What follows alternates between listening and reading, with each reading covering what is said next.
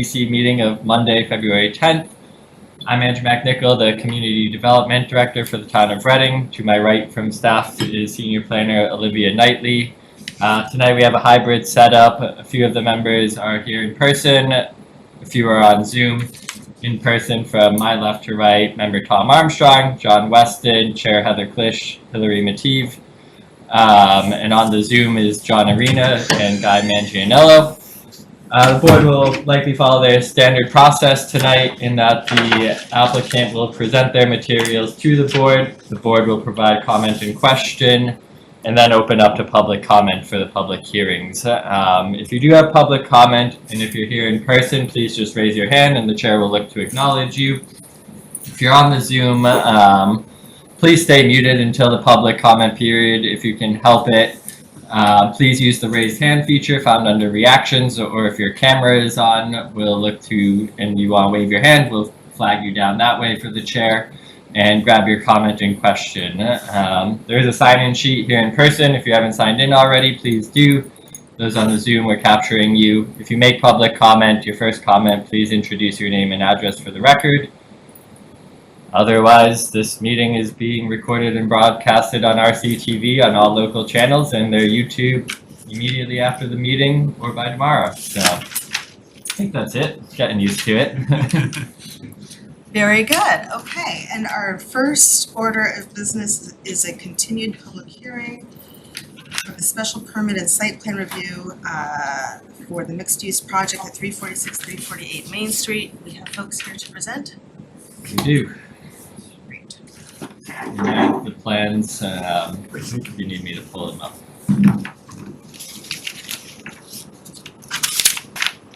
Good evening, Madam Chair, members of the board. For the record, Attorney Brian McGrail representing the applicant, Park Realty Trust, 346-348 Main Street. It's been a little while since we were before the commission on this. We've been working diligently with staff on comments and addressing some concerns and issues that were raised and moving forward to a resolution. We do continue to move forward. Remains a work in progress. To refresh your memory, we're proposing a 15-unit mixed-use project.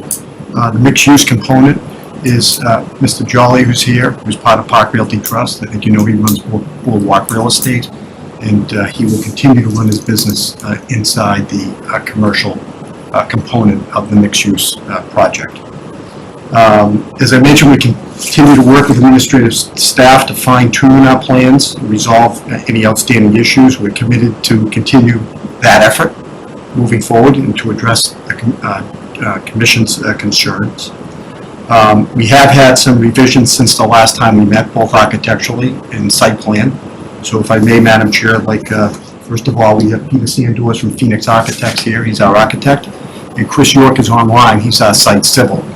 So if I may, I'd like to start with Peter so he can highlight some of the changes that he's made since the last meeting. Yes, please. You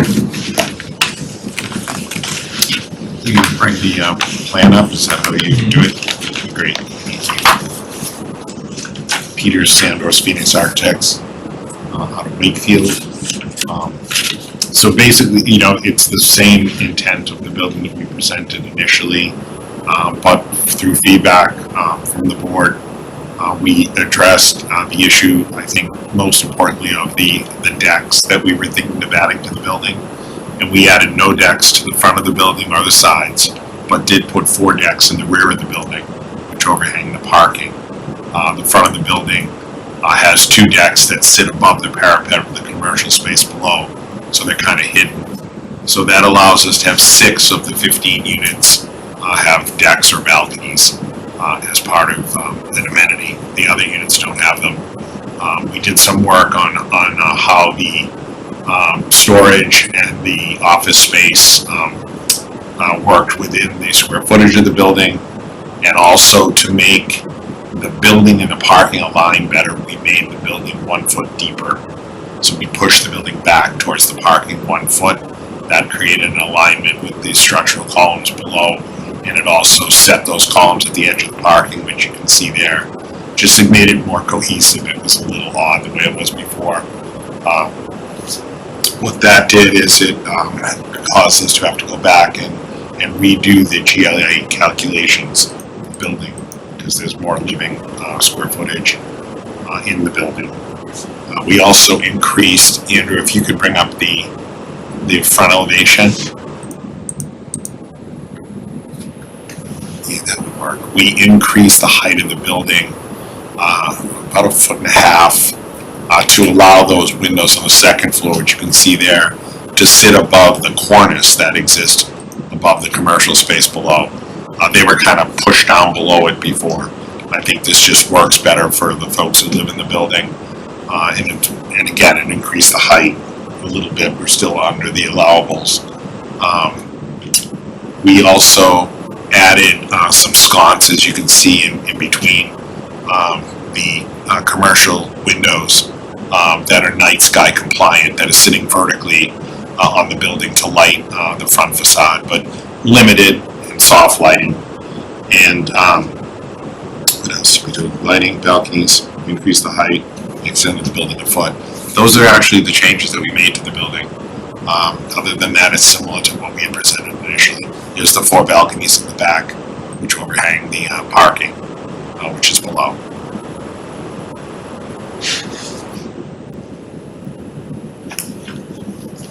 Okay, thank you. Yep. Do you want us to ask questions now, or is there another presentation? Up to you, Madam Chair. We have the site civil that will update his changes, but we're happy to entertain architectural questions if that's what you desire. Okay, let's see if there are any comments or Mr. questions. Arena raised his hand. I beg your pardon? John Arena. Oh, raised his okay, hand. John Arena, please go ahead. Hi, good evening, everybody. I think I may have missed the meeting for which I filed the notice for earlier, but I'd like to return to the calculation of parking as it relates to the current proposal, and I think that remains unchanged from the prior proposal. It's my understanding that the obligation meets with the commercial and the residential obligation to incorporate what's described as off-street portion, three units off-street. And I guess I'm challenging the principle that if those spots are part of the construction, they're part of the construction, they're not part of an adjacency. I guess, The principle is, by the way, anyone can stop me if this is out of order. well, no, nothing's really out of order. I'm just wondering if, because I had paused on the architectural components, and I'm wondering if this is more about the civil components. Yeah. So I think, John, we were going to take questions on the architectural, and then they have a presentation on the civil part, and then I think that's right. That's probably first up on civil. Yeah, so sorry to be confusing on that, and thank you for the preview of your question. Any other questions or comments on the architectural components, and then we could move along to the other one right quick and discuss all together. My question is, the light output from all, there seems to be a good number of sconces, which might be a little bit overkill, maybe, I don't know, it depends on what the light, thing comes about. The lumens, yeah. The lumens. And then, I think the upper floors, your hall is really nice and generous. I'm still a little concerned about your entry into the building if you're moving furniture in. It looks like you have a double entry elevator, where the door changes from side to side.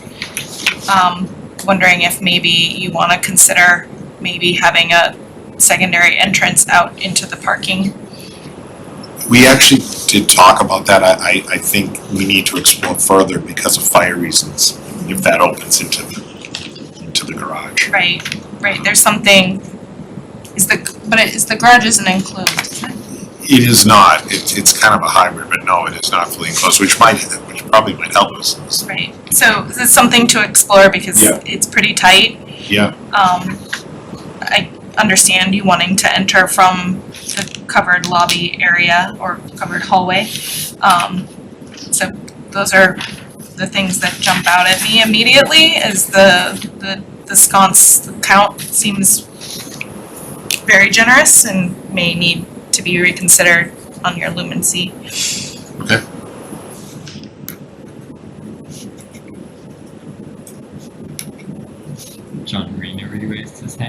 Okay, John Arena, if you don't mind, on the question of the lights, when you say they're dark sky compliant, does that also mean that they're downcast? They're- Yes. okay. Yes, yeah. John Arena, please go ahead.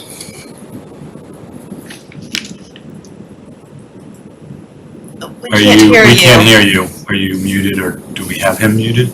Yeah, I'm here, it's my Okay. fault. Please continue on the lighting distinction with me interrupting you. No, that was, my question was answered, thank you. I have no questions on the external architecture. Okay.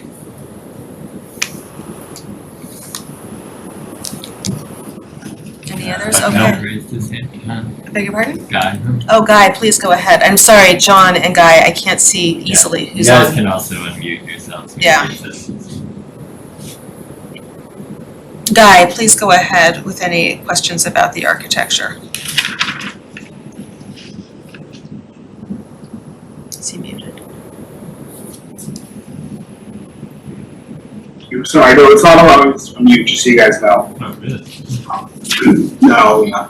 Alright, so last we looked at this, we had discussed the metal seam roof and the garage exit on the right side here of the building, and east. Do you guys plan on putting some guards there for snowfall? Just worried that, I'm not quite sure, it's not dimensionally clear how big that overhang is, and is it enough to, with the slopes being what they are? Just a thought for consideration for safety. I mean, no, I think it's a very important one, and I agree, and some snow breaks up on that roof would make a lot of sense up high. I don't think the overhang is enough low there to block, so I'm gonna make a note about that. Awesome. That's all I have so far. Great, that was a great observation, thank you. Great. Just one question, with regard to your columns that you said have now been reconfigured, Yes. relocated, Yes, I know you had a problem, Andrew, with where they were, does this address it? Or are they still provide difficulty with parking? I think when And we if get that's to the case, we can get to that later. Yeah, I think on the civils, if you've reviewed the turning movements, we'd appreciate any comments on it. I know they responded in the memo to the town engineer. And it's not that we have any issue or real concerns, it's just is it working as best practical? And so if you guys have comments, I think it can be addressed then. Okay, thank you.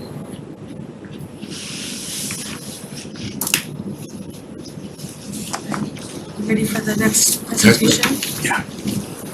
So if I may, Madam Chair, I'd like Chris York from GPI to go through the site civil changes.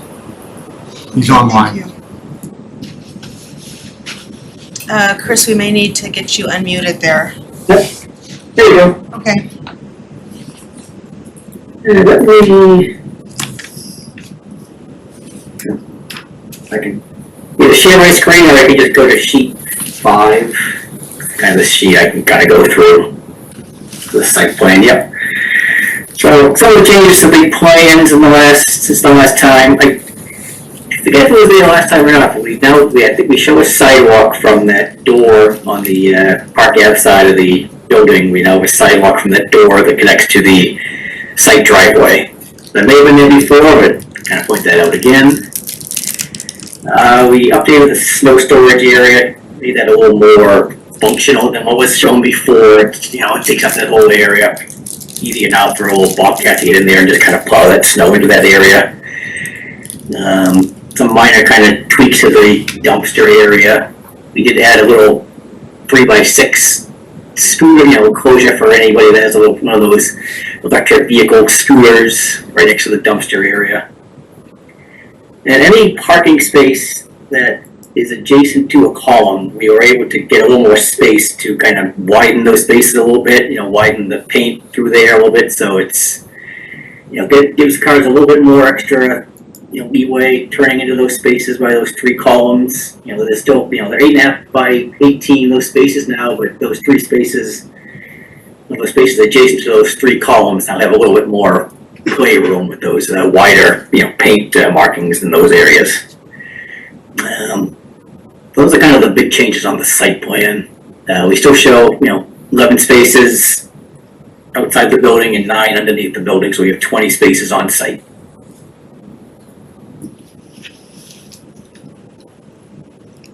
Okay, is that everything? Yes. Yeah, Brian, if you guys could hand it back to Brian, if he has any other further comments or questions from the board at this point. What I will say, obviously, we're happy to answer questions that you have on the site plan, but we have submitted a waiver request list with what we believe is justification for the waivers, and we're happy to go through those. It's kind of fluid, might change a little bit more. I've had some conversations with Andrew on that. I think we might add a couple and tweak a few as we move forward. And we've also submitted special permit findings, suggested findings on compliance with the special permit requirements under the bylaw. But we're happy to answer any questions on the site plan, Madam Chair. Okay, great, and I see you're asking for 4 waivers So far. so far. Okay, let's open this back up to questions, and actually, John Arena, if you'd like, we could go right back. Before we get Okay. to John's question, can I confirm, did we receive anything from town staff or fire or police on any of the updated? Because, right, the last comments we had were on a plan sometime, Previous plan. yeah, No sometime ago. new comments. If there was future back and forth on things like the oil water separator, I think they can be addressed. Some of them can be addressed potentially if there's a permitting process in conditions. We had not received any new comments from public safety. And they had the chance to review it? Okay. Right, and I only bring that up before we start asking questions because I know that some of their comments will come into play in some of these discussions. Exactly, and Or I got lack back of to look at comment, their so. comments, and part of my Yes. question was, Yeah. are their comments resolved? Right. And so Yeah, we exactly. might refer back to those to kind of Yes. confirm Yeah. that their comments have Yeah. been resolved? Okay. Let's open that back up, and John Arena, why don't I just go right back to you, since you had your question about parking, we can start with that. I'm not sure what happened, my mic works again, but that's a very Okay. effective way to shorten the meeting. My question was on the obligation for, what was it, 19 and 7 spots of parking. I don't have the opinion letter open in front of me, but 20 in the building and there's 3 outside for a total of 23, is that the right math? Yeah, so 23 total, 20 on site, 3 adjacent to the site. 26 are required based on the commercial total square footage and the residential. So either way, it's a waiver request, but we saw it as on-site parking is on-site parking, and that's what we go by for the loading zone and the parking. And if it's a waiver potential justification that these are directly adjacent to the property and could be regulated by the property. So to follow up on that, and I'm sorry, John, if we're sort of cutting in on your question there, but right, I think in a first meeting, we had asked for additional information about your rights in the project way, and I think whether you use them, the parking spaces in that location as on-site parking or support for the waiver, I do think that your rights in that really still come into play in response to or resolving some of the police department's questions about traffic flow and stuff coming in and out of that road in relationship to the others. So that was an outstanding comment, from originally in the September, I think, right, the September meeting, so. Any comments on that? Yeah, I'm happy to address that. Okay, thank you. Yeah, we had that, thank you. So I did look into that, and the laws of private ways in Massachusetts are very, very confusing and contradictory. This property, Park Ave goes back to the 1800s, and there's a plan on that. And I think from what I've reviewed, that my client owns halfway across that right-of-way and has rights to use it, like the other people that abut it also. But parking rights on right-of-ways, there's really nothing solid that I've been able to find in the law on that. Historically, people that have rights in private ways park on them, and nobody makes an issue of it. I can't guarantee anyone's not going to make an issue of anyone parking on the right-of-way. So our position on that is, we think we have, 3 viable spaces there. We can't guarantee them, nobody could. That's why we've asked for the waiver. We think practically they'll work and they'll be fine, but I can't say that somebody might challenge those in the future. We would have to fight to maintain those. So I would not want to represent to the commission that, we by all means have rights to park there. We feel that we can, but again, this goes back. I've gone to run the title on the abutting properties and this property going back to the mid-1800s. And what the law is if there were express easement rights given when it came out of the common owner who developed that property, then those are controlling. Otherwise, there's something called an easement by estoppel in Massachusetts, which means you abut the right-of-way. The way is granted on the deed, referenced in the plan, so you have rights to use the right-of-way. And then you have the derelict fee statute, which is statutory, that says that ownership goes halfway across. So I think as long as you're allowing reasonable access down the right-of-way, it would be difficult for somebody to challenge one of the users for parking on it. But I would not want to represent to the commission that can definitely be done. So we're asking for a waiver, as Andrew has said, for 20. The requirement is 27. I think there's some specific reasoning for the granting of that waiver and why it should be considered by the commission. And I can get into that now if you'd like, or we can deal with that when we get to the waivers. We're on parking. I personally would like to hear it because that's an awful lot fewer than what's required. Yeah. So I'll get into. We are requesting a waiver from 5.6.7.4 of the bylaw as it relates to parking. As you know, there's a 1.25 per unit, and parking for commercial uses are a ratio of 1 per 300. The bylaw does provide specifically for circumstances for a project to maintain current viable businesses on the premises to provide waivers, and that's what we've requested. What we talked about is a remote nature of this business, and there is minimal parking demand required for this business, and a fact that the significant portion of the commercial space in this business will be used for storage. About 2,000 square feet, which is required for Mr. Jolly's business, that storage is needed. So you have 700 square feet of actual in-person area, and then obviously the 2,000 square feet of storage won't demand any parking, because that's only utilized for storage and it doesn't occupy people. And also the fact of the combined peak parking needs of the two uses here, that we believe we can have a parking management plan that we could present to the commission, that you have different peak hours and different peak days. So for example, Mr. Jolly feels there'll be a very little demand, maybe 1 or 2 people at any given time for the business, and that is only during the day. So when that happens, when you have a joint parking lot like this with mixed use, the residential people, not all of them, but some of them are gone for the day. And we believe that can be worked out. So you have a requirement of 19 spaces for the residential units. We have 20 on site.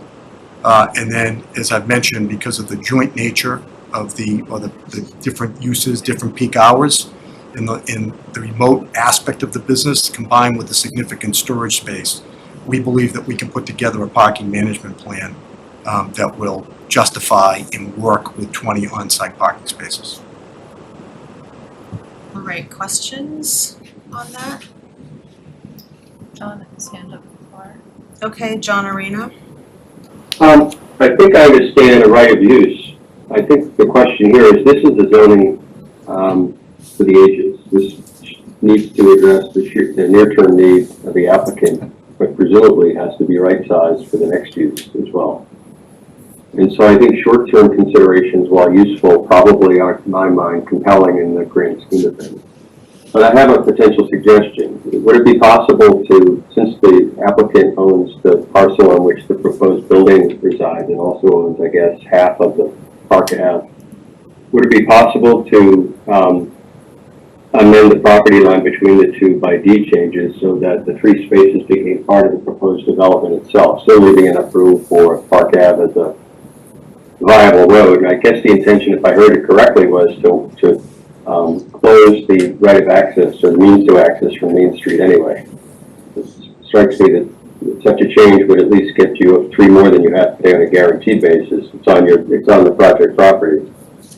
Again, I just throw that as an idea, that how feasible or logical it is. So if I understand the question, would be to make part of Park Ave our property, Mr. Arena?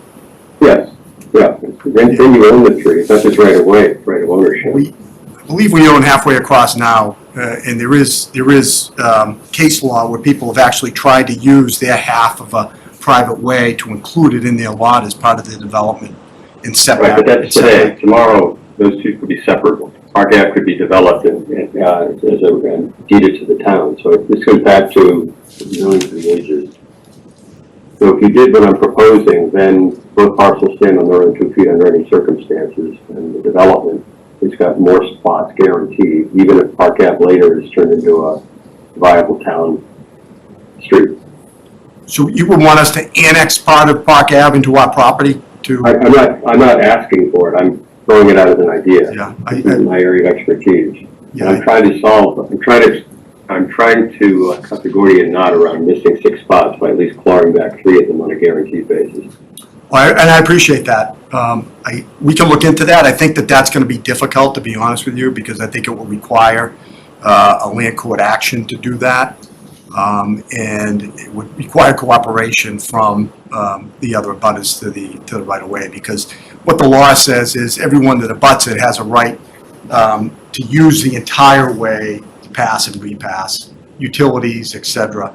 So I think, honestly, if I had a property on that right of way, I'd probably have an issue if somebody wanted to take a portion, because if everybody takes a portion, you're not going to have a right of way eventually. Okay. So that, Thank you. but I think, as far as the zoning for the ages and to being able to deal with this in the future, I think that, we could explore conditions that would go with this decision, that if changes happen, it would have to come back for a modification, but there's things that we can explore condition-wise, I believe, that perhaps could make the commission comfortable with reducing, because we're comfortable that we can put together a parking management plan that will work easily for Mr. Jolly's business, and I think the concern is, well, what about when he's gone, then what happens to this? And I think that we could explore conditions that perhaps could address that. Just throwing ideas out there, we've had situations where we have conditions that limit the number of vehicles that a residential unit can have in the decision. So, and they have to be part of the lease, I've done that with other projects in other communities. Even, for example, perhaps some of the 2-bedroom units, you limit them by lease and by condition that they can only have 1 vehicle, which I think is very conducive for a project like this because of its location near the downtown and the rail station. But we'd be happy to explore ways to deal with this from a management and condition aspect. I can tell there are other comments here, and I will say that that's also very much on my mind, that you said, okay, there's 2,000 square feet of storage space in the rest. That's well for It's 2,000 total. Oh, 2,000 total, 2,000 yeah. total, but still, that's a substantial amount of Sure. storage space that a future, we hope Mr. Jolly stays there forever and ever, but a future business might want to use it in a different way. We have 1,700 closed files that are mandatory to keep by law. I mean, see my basement now, it's 1,200 square feet and it's packed. Yeah. So going back to the street issue, right, I guess are you saying that the street the private way, you don't have like deeded rights. It's rights by Like case law? case law. Yeah, so basically, you go back to the person who owned it at one point and see what they did. Yeah. When they started selling lots on. I guess really, so not on the parking issue, I'm on the roadway access issue, right? What you're proposing here is to eliminate access onto Main Street and rely solely on the private way. So, right, like, how does that play with the other users of the private way and accessing it, you know, the other issues, right? These are all interrelated. So I just wanted to, while we were talking about sort of what you understand, I guess we probably want to have that in writing, but what you understand about the rights on the private way, because that plays so much into the site plan here. Yeah, we're very comfortable with that and we can provide that. What my concern is, I can't promise that we can block portions of it or, you know, start, you know, constructing stuff on it that would be, you know, potentially adverse to the other people that use it. Right, I do So- think it's important to have some sort of documentation or explanation of why you think you have the rights, yeah. Right on the, and we'll get to this at one point, but right, like this play of don't worry about the basement commercial use because it's just going to be storage, but also saying yeah, but we have 16% commercial. So right, you're using that space to whatever right fits that particular issue at the time. I think right. This is a special permit application, and so right, there's a different standard that needs to be met. Yeah, so just on that, and that point is well taken, but on that, which goes to another waiver because 25% is Yeah. required. And you know, right in the bylaws, 5.6.7.2B, which is somewhat unique. I bet you don't see it a lot, but it says the Cpdc may waive or allow flexible for certain dimensional or requirements for mixed use, provides for space for existing commercial tenants so as to maintain current viable business on the premises post redevelopment. So I look at that section as a bylaw is basically an olive branch to existing businesses in the town of Reading in an effort to keep them and keep them remaining viable. And we talked about that early on in the hearing that, you know, Boardwalk Real Estate, Mr. Jolly has been in business in Reading for approximately 40 years. Serves the town well, serves the residents of the town well, provides a very valuable service. So the bylaw does contemplate that there will be waivers for that commercial space when it's for a viable use, and it's a good use, and it works at that location. It's a family-owned business, it's generational. Mr. Jolly's children are now involved in the business, that's how they make their living. There's always gonna be a need for real estate brokers. So we understand that we would need to deal with this issue going forward, potentially with conditions. But in the current circumstances, I think that if your commission so decides that there is an avenue to reduce that to the 16% to accommodate and maintain an existing local business viable. Most of these projects that you see are developers coming in. They're buying the properties, they're clearing them, they're building them, they do mixed use, and then they stop looking for tenants. This is unique. Mr. Jolly's developing his property around his business. And as we said early, part of what's motivated him is his business doesn't need the space of the existing building. When COVID came in, it had a huge impact on his business, and not just his business, the real estate industry as a whole. And now, you know, before where sales brokers would be there all the time, they're not there at all. They all work remote most of the time. So there is, I think, a justification for consideration by your commission to reduce that 25% under the bylaw. I do. Go ahead. So, right, I guess. You're just gonna say probably what I was gonna say. Well, also. 16, and I'll just put it out there, right, because I think this, to me, this flavors everything that I look at with this proposal and sort of our discussion, right? 16% is a lot less than 25%. And when I go down to, I didn't do the math, but when we go down to, 795 square feet of office space on the first floor, which is the active, like that's a lot less, right, than the 25% that we, that the board was looking for in developing, the zoning bylaw. But I think more importantly, in this is that, we had a zoning amendment go in front of town meeting for this part of South Main Street, which did not move forward, and it says to me that and I'll say in that zoning proposal had sort of codified some of this type of development, and so I guess as a board member, what I heard from town meeting is that, this stretch of Main Street is not necessarily an area where town is looking for increased development of this type.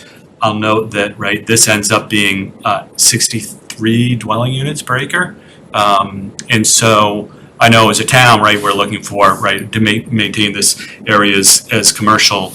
I just don't, I'm having a hard time hearing what we heard at town meeting, knowing that this is a special permit application, which doesn't grant you rights immediately, you need to present the case that what you're proposing fits into the intent, and I think the intent, from what I heard at town meeting, is not to grant many waivers, and that the zoning, not go bigger, and maybe even, something smaller, so that we're not granting waivers and getting 63, developments at 63 units per acre. That flavors sort of everything, like the parking waivers that I'm looking at, the density waiver, or it's not a density waiver, it's Like a the commercial usage waiver. That sort of flavors how I look at this. So, and is core to sort of the whole development concept.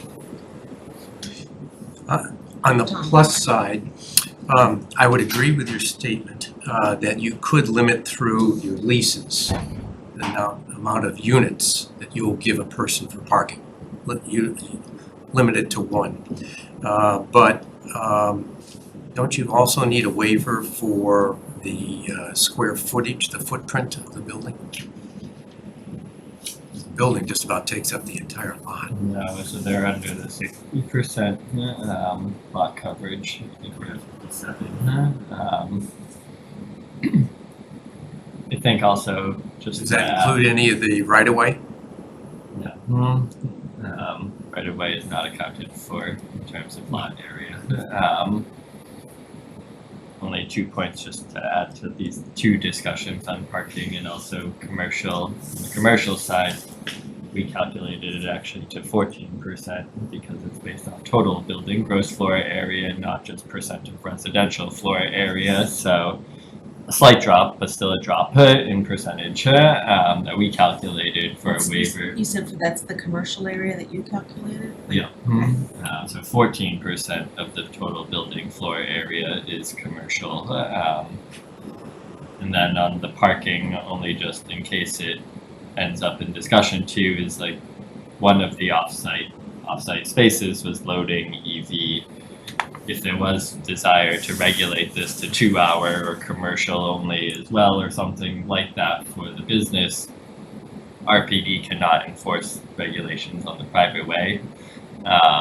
So it would have to be, if there's a desire for that, to be within your property management, and if you have those allowances, to regulate the parking on Park Ave in a way that might be conducive to the site. So only just wanted to flag that RPD can't enforce any proposed regulations, including probably the EV signage or spot that's on the right, proposed along the right of way. I mean, going on a little bit further and just throwing out ideas, the top floor could be 2 or 3 penthouses, which would reduce it. I'm sure you're not going to want that. or there could be reduction in the number of units, which you may not want that either. I just kind of to add on, and I don't know if you want to go through the other waivers as well, but I'm looking at the list of waivers. I'm looking at I'm going back to the 16 or 14% commercial area, and I am a little stuck on the notion that more than half of that is going to be storage, understanding that that is the use of the business. It kind of gets further and further away from the mixed-use special permit that we hope to achieve. And when we're trying to cram in the parking, we're trying to cram in the turning radiuses, which we haven't even really talked on, I'm feeling like there just may be too many dwelling units in this one that John Weston kind of pointed out, add to kind of maybe perhaps a further departure from what we heard from town meeting is actually desired in this area. I guess I'd like to see more of the, anyhow, I better stop talking, but I'm heading toward, we're trying to cram too many things in here and not getting the full commercial space that we would hope for in a special permit. A comment. Very early on in the process, this is approximately 16,000 square foot building. Right now I have a 4,000 feet of space, can't give it away. Okay, I use about 2,000. I would restrict it by deed, whatever, for storage for the basement, because that's all it's gonna be. No humans will be down there moving stuff. No one's gonna come in, pull their car in and go work real estate downstairs. It doesn't happen anymore. For me to build 4,000 square feet of commercial space, which is 25,000 square feet of 16, makes no sense, because I can't give away what I have. You know, and that's the whole impetus. If I was up the street a little bit, I'd have much different percentages handed to me. Like Rise 475, for instance, the front of the commercial was much smaller percentage for the amount of units there. This is a very similar use. Yet again, he was a different zoning, whatever it is. But to go back to that, again, I think the town had a great idea contemplating 25% when people went to work in commercial space. There's vacancies everywhere, Reading, Wakefield, Stoneham, Woburn, North Reading, entire buildings. And that's the trend, that's the way the trend's going. And the town, a lot of towns have adapted, mixing their use up and also lowering those percentages to what are practical today. And that's the only reason for my application the way it is, as it makes sense for the building. But to build 4,000 square feet again, knowing it'll be vacant and no one will use it, I don't know how I could do that. You know, either way, the infrastructure of your parking is extremely expensive on a podium building. So whether you build 16 or 12, you still have that expense. The town takes 2. So you go from being commercially viable to not commercially viable. All the parking issues you're talking about can be done by deed or lease restriction, depending if you have to sell them as condominiums or keep them as apartments. They all can be dealt with. This is how other towns deal with it. I know you mentioned about the right-of-way, the private way.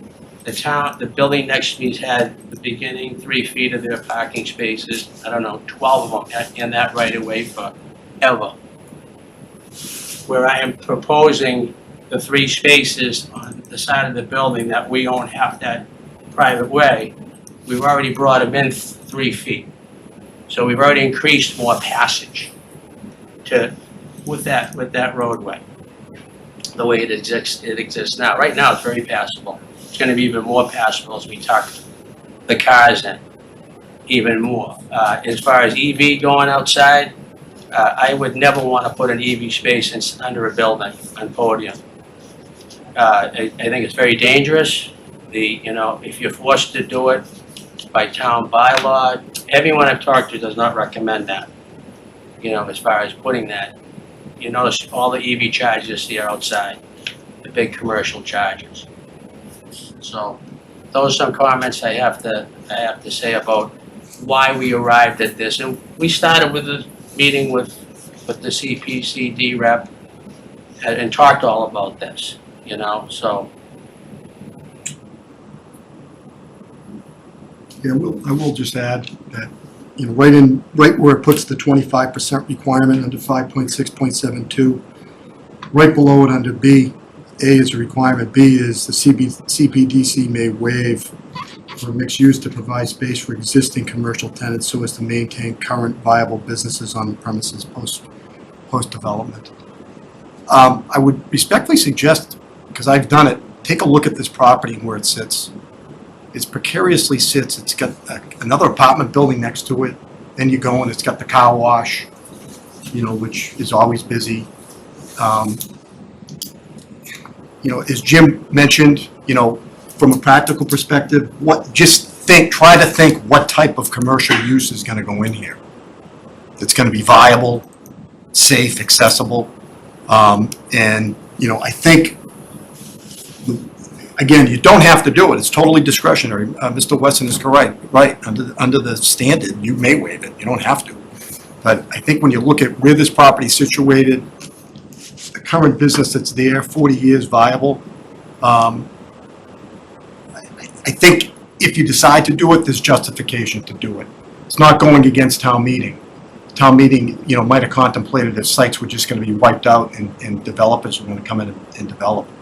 But it's very rare when you have the property owner that wants to do this and maintain their business within that building, just kind of change it to fit the current business plan that's part of their business.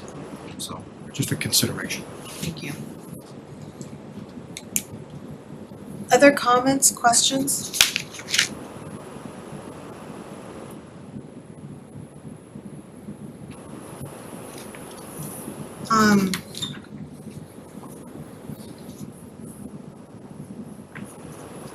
Did you want to go through any other of the waivers that you're requesting? Sure, I'd be happy to.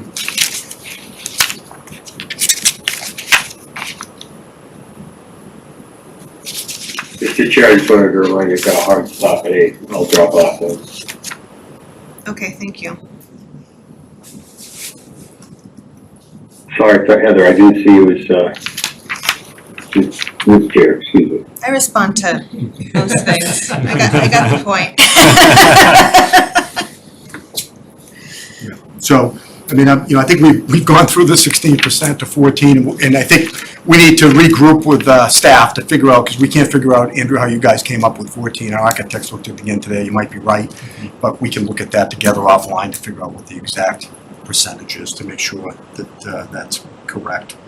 But we've touched on all of that, and you know, just to end on that note, you know, the key is it will be appropriately sized for a real estate business which will run there, and hopefully continue to thrive and run it for generations to come.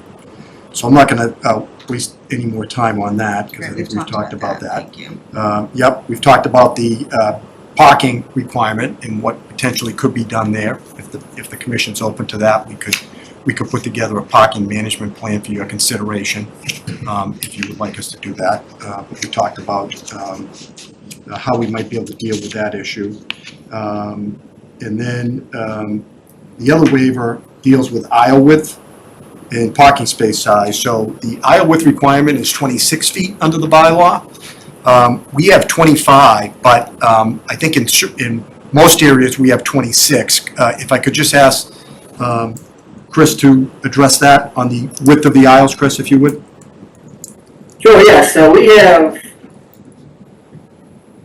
I guess Andrew, if you can just kind of zoom in a little bit on sheet 5. So we have, from paint, from the 8 spaces, the 9 spaces under the building, from the paint line to the inside face of the building column, we have 25 feet. But from paint line to paint line, we have 26. So kind of we're using, we're going with the conservative 25 as the aisle width, but I mean, we do really have 26 for the most part. So it's just those certain areas where the columns are that restricted about a foot on the aisle width, but otherwise it's 26 feet. I will say, right, that's something we have to look at carefully. There's been other developments in town where that has been a sticking point. understand. big It's issue. become an issue in It's big. practice, right? Yes. I was involved in one of them, so. There you go. I know, I totally respect and understand that point. Yeah. So we can do a turning radius, I think we can put something together to show how that would work for you to consider. But we very much respect your need for something beyond us just telling you it's gonna work. Yeah, please, thank you. Yep. I think that would be useful. And that kind of goes hand in hand, that our surface spaces are 8.5 by 18.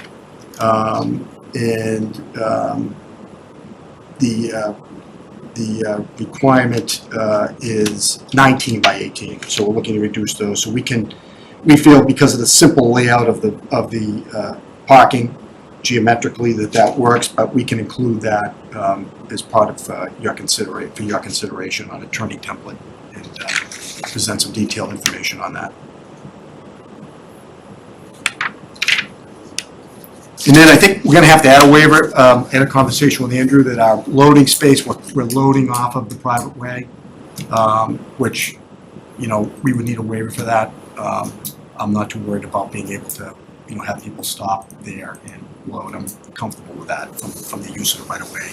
But I think, Andrew pointed that out from it, and Olivia also, from the point of a technical aspect, it would need a waiver. Certainly, there's not going to be any demand for loading for the type of professional office that we're proposing there. But we do have a package room. For the and residents that you got also- it, exactly, for UPS and Amazon. And the way we anticipate that working, we can show you that they will stage on Park Ave, and there's a side door with a walkway right into the building, and there's a package room for them to be able to drop off. I think that's really important. Yes. Yep. Today's day and age, there's an awful lot of loading during the day. Correct. So, I know that I would like to see the parking management plan. I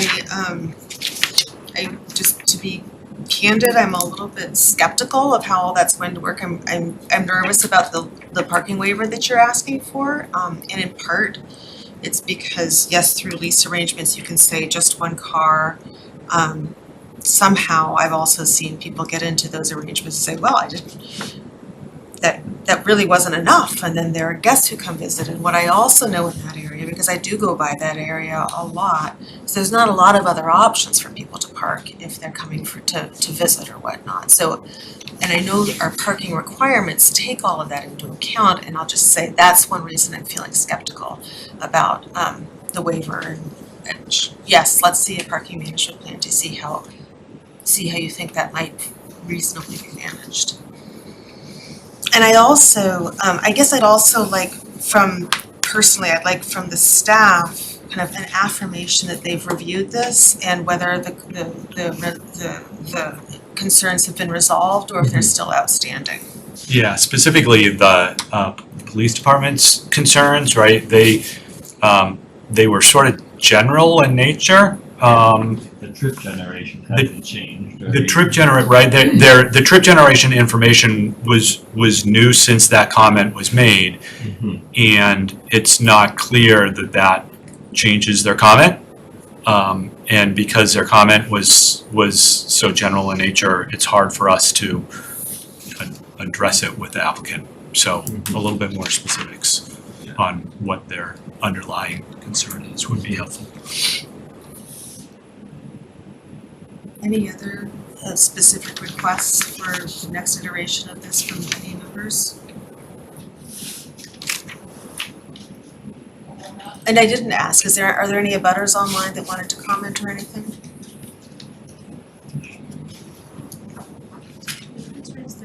Okay, it's always good to check.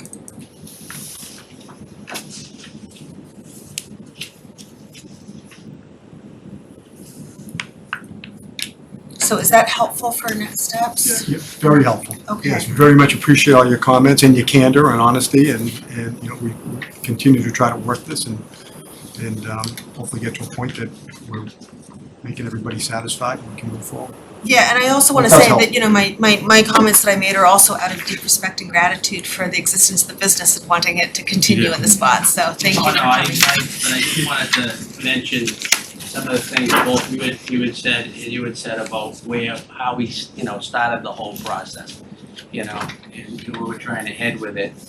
And again, I'm very easy to restrict that storage is gonna be storage area. And early on, you know, I said to Andrew, I mean, we really don't need parking for a storage area. We have 2 admins that come in 4 hours a week each. 2 days, so that's 16 hours, and we have 1 bookkeeper comes in for 3 hours a week. Other than that, I sit there like on mission control with all kinds of computers coming at me, get me this, get me that, you know, all the contracts are done through Loop, DocuSign. It really is a different business. When I started on High Street, we had, our first copier was the old carbon paper, you know, you put through. And when the first Apple came out, we said, look at this, 16 Eaton Street's for sale. It's printing it, you know. So it really is In black and white, not purple. I'm 67, so the technological advances have been unbelievable. Yeah. You know, and it's really, in every business, I wouldn't want to be someone who's sitting on 2 million square feet of commercial space right now, unless I had a good vision for converting most of it to residential, because it's, Bill Gates changed the universe and Stephen Jobs from Apple. None of us realized it. So COVID hit and it made it mandatory to not go into a work environment. And now everyone's dealing with the federal government, local governments. Not anymore, but all set to stay out of that. Oh, yeah, you know what? Yes and no. I mean, it is what it is. You're not gonna change the tide, no matter how much you want. I can tell all my agents, 25 of them, get in the office every day, they're not gonna come. I go Which to, is a friend of also. mine has an office in Cambridge, 70 seats inside, 70 desks. And not one person's there all week. And that's also what I have in mind for the people who will be living there with their Sure. cars there during the day, so, Yeah. so thanks for Yeah. this discussion Well, we and all of that, contemplate it's a a good puzzle, management right, it's a plan. puzzle We have to a figure good out. management plan for the parking, we'll be happy to share that, so. Okay, Part of the Continuation. yeah, so we do need a continuation. and a part of the motion to continue. 25% issue, right, is that commercial space is easy to turn over to residential, but once it's residential, it's very, very unlikely to go back to commercial. I mean, right, you've been in town for a long time, there used to be commercial, you know, all around town Won't ever again, in John, little don't worry spots. about it. And so, right, all of that's gone, right? Because no one's allowing commercial next to their home. And so, right, our commercial base has been getting smaller and smaller and smaller. And that's part of the board's thinking, you know, and sort of like making sure that 25%, right, is established as one floor of a four-story building, right? And so, right, like the idea here is, yes, we would allow for residential development because it provides some more flexibility, provides all sorts of good stuff, right, in terms of development in town. But it also, you know, it holds on to our disappearing commercial base, which is important for a lot of different reasons, right? So I just want, for perspective of why that, you know, maybe not 25%, right? We know that probably 25% is aggressive, right? Because, right, just the function of a multi-story building, but the intent was that a large portion of the first floor of every building should remain commercial. So I just want to make sure you have that. We do, but I just want to end with just, every property is unique. Yep. Every case is unique, and please, you know you know the property, but take a ride by and look at it. You know, you had mentioned there's no place for visitors to park. There's no place for customers to park. Right. All right, so you got to look at where this property is. So what commercial use are you going to put there? It's, you know, if you're building some of the downtown buildings, people walk there because they're all downtown. But where this is, it's kind of on an island. It's on the other side of the railroad tracks. It's got the Stardust car wash between, which is busy with cars in and out. It's got another residential apartment building. So every property in every case is unique, and I think this presents some unique arguments for it, the direction that Jim's trying to take it as a business owner or property owner. So, Thank you. thank you very much for your time. Would we like a motion to continue it to when? Monday, March 10th, if you guys feel that Yes. gives you. We're not ready, we'll continue if that's okay. Okay. I'll make that motion to continue to March 10th. Second? Okay, and I think we need to take roll call. Roll call. We have, John Arena, you're no longer online, right? Yeah, he left off. So Tom, you're voting now. We'll start with Guy. Yeah. Hillary? Yes. John? Yes. Tom? Yes. Or yes. Thank you. Thanks. Thank you very much, appreciate it, thank you. Follow up. Thanks, guys. Thank you. Thank you. Okay.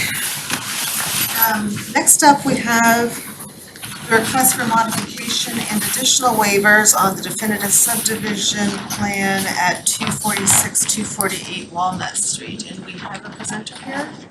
Yes, I believe Jeff Graham is online, project engineer. If I can just quickly, it's a bit unique under the subdivision regs. Thank you. As a modification is proposed, it's really in the Cpdc's determination if it's minor or major. If it's minor, you could potentially act on it tonight. It's just a regular public meeting. If you do determine, and you could act for or against, I should clarify too. If it's minor, if you determine that it's major, a full public hearing process would be triggered in terms of re-notification, opening up the old decision and so on. So just for point of clarification, there in your discretion, Jeff, I know it's probably a quick summary for you if you don't mind summarizing the modification. Sure, and with us tonight, Michael Napier couldn't be with us, but his project manager, David Goldblum, is in the room somewhere. I'll be real quick, Andrew, thank you for that. This is the property at the end of Walnut Street. It's a cul-de-sac of 2 lots. It went through your process a couple of years ago. What we're asking for is to go overhead with the utilities. And basically it's a pretty simple request. The Walnut Street and the street in the entire area are all overhead utilities. The existing house that we're going to be tearing down also has overhead utilities. So we're just looking to continue that into this 2-lot subdivision. There's no extension possible ever because this is at the end and this wetlands and the ramp for 128 is in that area. So this is the end and we're just looking to extend the overhead continuing. We talked to Reading Light. They don't have a horse in the race. They don't care either way. So it's not up to them. It's up to you. And it does require, if you were to grant this, we think it's minor modification. This was never discussed by anybody during the hearings, pro or con. There is an, Andrew helps us with that, 3 different sections we need to get relief from. And they're listed in my letter of January 20th, which I believe you have. Yes, we do. Yeah. Okay, comments, questions? My only comment was that most of the area you're going across is to be disturbed, except for some small areas. Am I right in that, or is the dark Yes. area to be disturbed? Yes. We're not going to be we're going to be aerially going over areas that are to be disturbed, correct? So we don't need to cut any trees for this or anything, any additional trees or do any other special work just for these lines. No, what I was getting at was that the proposed underground was in areas to be disturbed, except. Oh, yes. Yes. And I'll cut to the heart of it. Is the real issue money? Yeah, absolutely. Okay. Money and there's no benefit. You know, a lot of times Okay. there's a benefit. We all everybody likes to see subdivisions that don't have power lines over it. I mean, it's an aesthetic benefit as well as a long-term benefit for the residents. But in this case, since the whole neighborhood is overhead and it's the end, it is money, certainly. Yeah, okay. And on the other side of it, I will tell you, for conservation or other things, there was a lot of a give and take through this project. There's land that was dedicated, parcel Z. There's a bridge that the developers are building off-site for the Conservation Commission. So there's been a lot of back and forth. So it's not just take. There's been a lot of giving. Okay, and then my only other comment was, it appears to be minor to me. Thank you. So, I guess the only thing, two things that I saw, right, is, I hope these are, I would assume that these would be high enough over the cul-de-sac that there's no issue there, right? But the other thing is that this, right, the section that goes from, I don't know what you call that, where the three lines come together, right, over to the house on the south, on lot 2, right, goes across an area that was never even contemplated in terms of being disturbed, never discussed as part of the Conservation Commission discussion, never discussed as part of being, sort of like anything done on that as part of our review. And that area now, so I guess my assumption in looking at that is that it would be, that it would be natural vegetation still. Now, that's not going to be the case, right? You need to make sure that the trees are cut and there won't be, older trees living through that little stretch. Yeah, good news, there's no trees in that area. So I guess, confirmation on that. I honestly don't know this little stretch. It's shown on one of the other sheets, the existing condition plan. But that's the area that was behind. That was his Earhart's, the owner's there. It was his little garden area back there. Right. So because I saw an area where on one of the old plans where the trees were marked, but it didn't look like that area was addressed because it was outside the area that was going to be conserved. And was that because there's no trees there, or is that because that was not part of what was going to be? And are you talking about the part that goes on our map vertically, or the one that goes over to the right, I'm looking at the right. To the right, where it goes through a long stretch of area, it goes through an area that is not disturbed at all. Yeah. Correct. And this is aerially, so they're gonna, set up the pole and go over the area. There's no trees in that area. If that's what you're asking, if there are any no trees need to be cut for that aerial line. And do we just have to take your word for it, or is that? Yeah, it's shown on another sheet. It's not part of the submission. I could find it and try to share it with you if you want, just to prove it. I'd like to have confirmation of that. Just put it in as a condition. And putting it in as a Andrew, can I condition is fine, get sharing capabilities, or do you have the plans? I'm pulling up the approved. And again, it's just, that would be a condition to me. Yeah. And it'd be fine if Andrew kind of confirmed that. It needs to be maintained as well. Exactly. That, what is the vegetation that's underneath there? Because it's not road. right.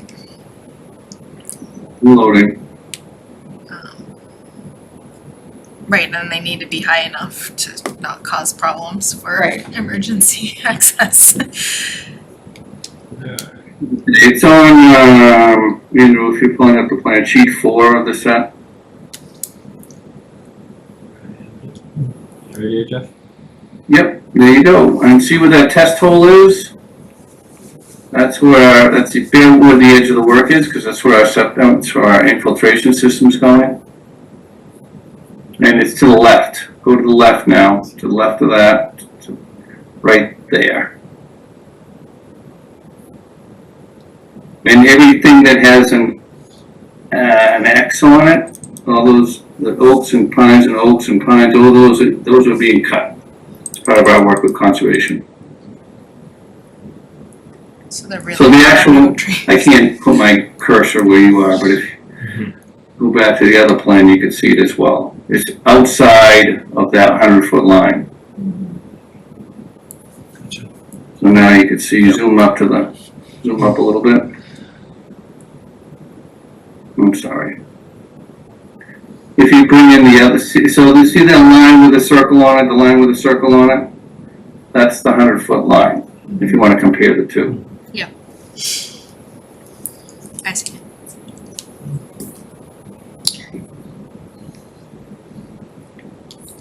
So it's everything to the left of that 100-foot line, there are no trees. You're not putting any vegetation back there? Proposed? Yeah. No. No, there are proposed trees, but not in that area. Well, this feels minor to me. I'd say so. Guy, I don't want to overlook you. Do you have any other questions or comments? I don't. Okay. Are we okay to approve this then?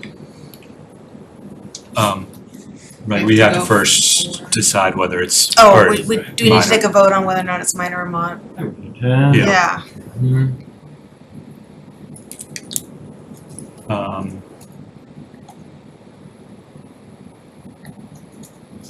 Well, I can make a motion. Sure. I would propose that, to approve as a minor exception, the overhead electric lines on this subdivision. With the provision that no other trees would have to be cut.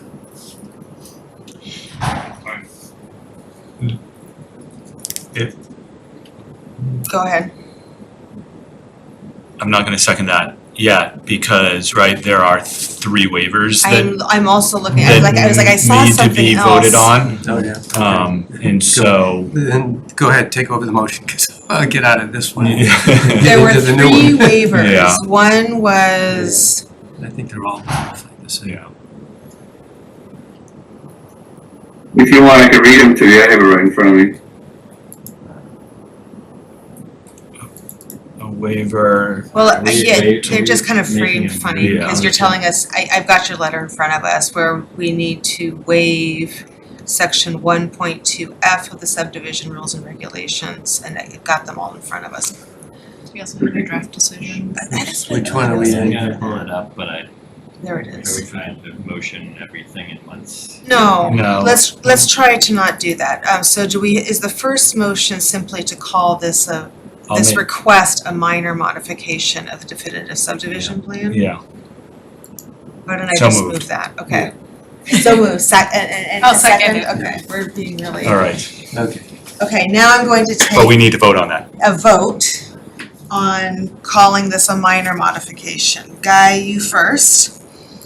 Yes. All right, Hillary, Yes. John Weston, Yes, Tom, Yes. Heather, yes.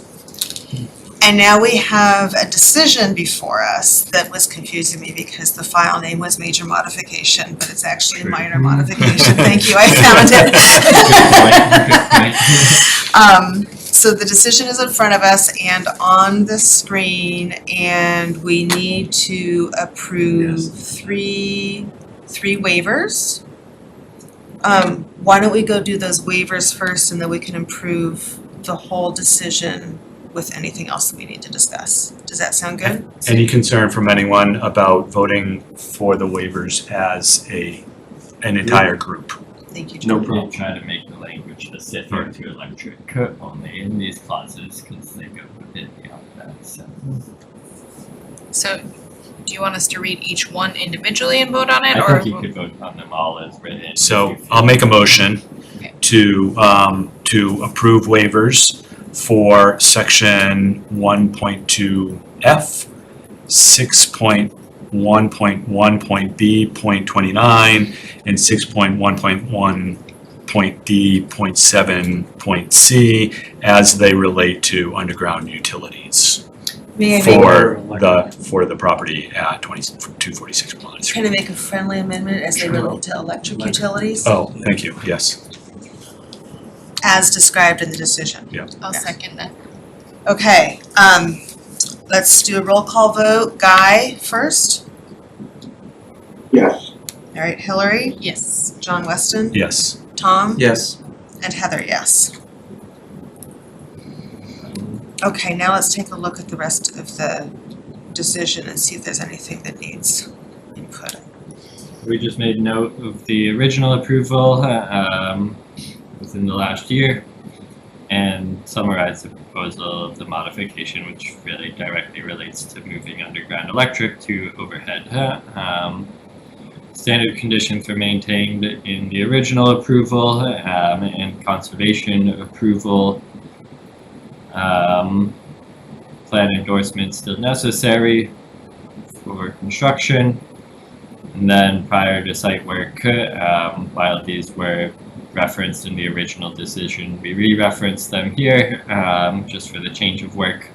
And then based on tonight's discussion, well, there may not seemingly be any new trees to be removed for the overhead wiring. If there happens to be any identified in the field for removal specific to this, the condition that the applicant shall receive any necessary approvals from the conservation administrator and or commission. That works for me. And otherwise, we would change the title to minor. Okay. Any questions or edits to that? Okay. I'll move to approve the minor modification to the definitive subdivision plan of 246 Walnut Street as written. I'll second that. Second that. Okay, we'll do a roll call vote. Guy? Yes. Hillary? Yes. John Weston? Yes. Tom? And Heather, yes. All right, Jeff, we'll follow up. Thank you so much, everybody. Have a good night. Thank you. Have a good night. Bye.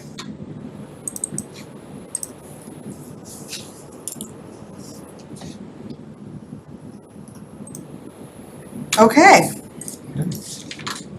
So we have other updates.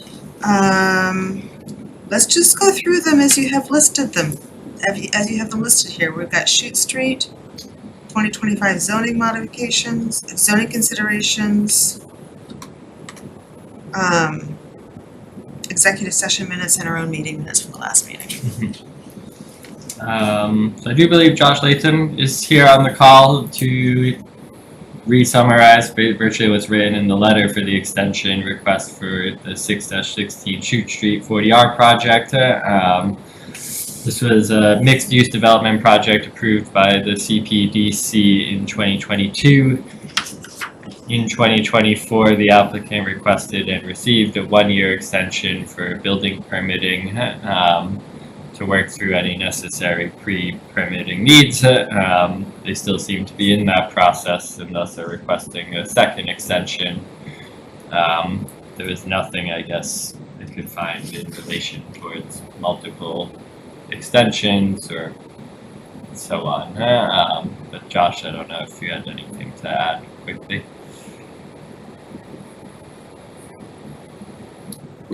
Thanks, Judy. Can you hear me okay? We can, thank you.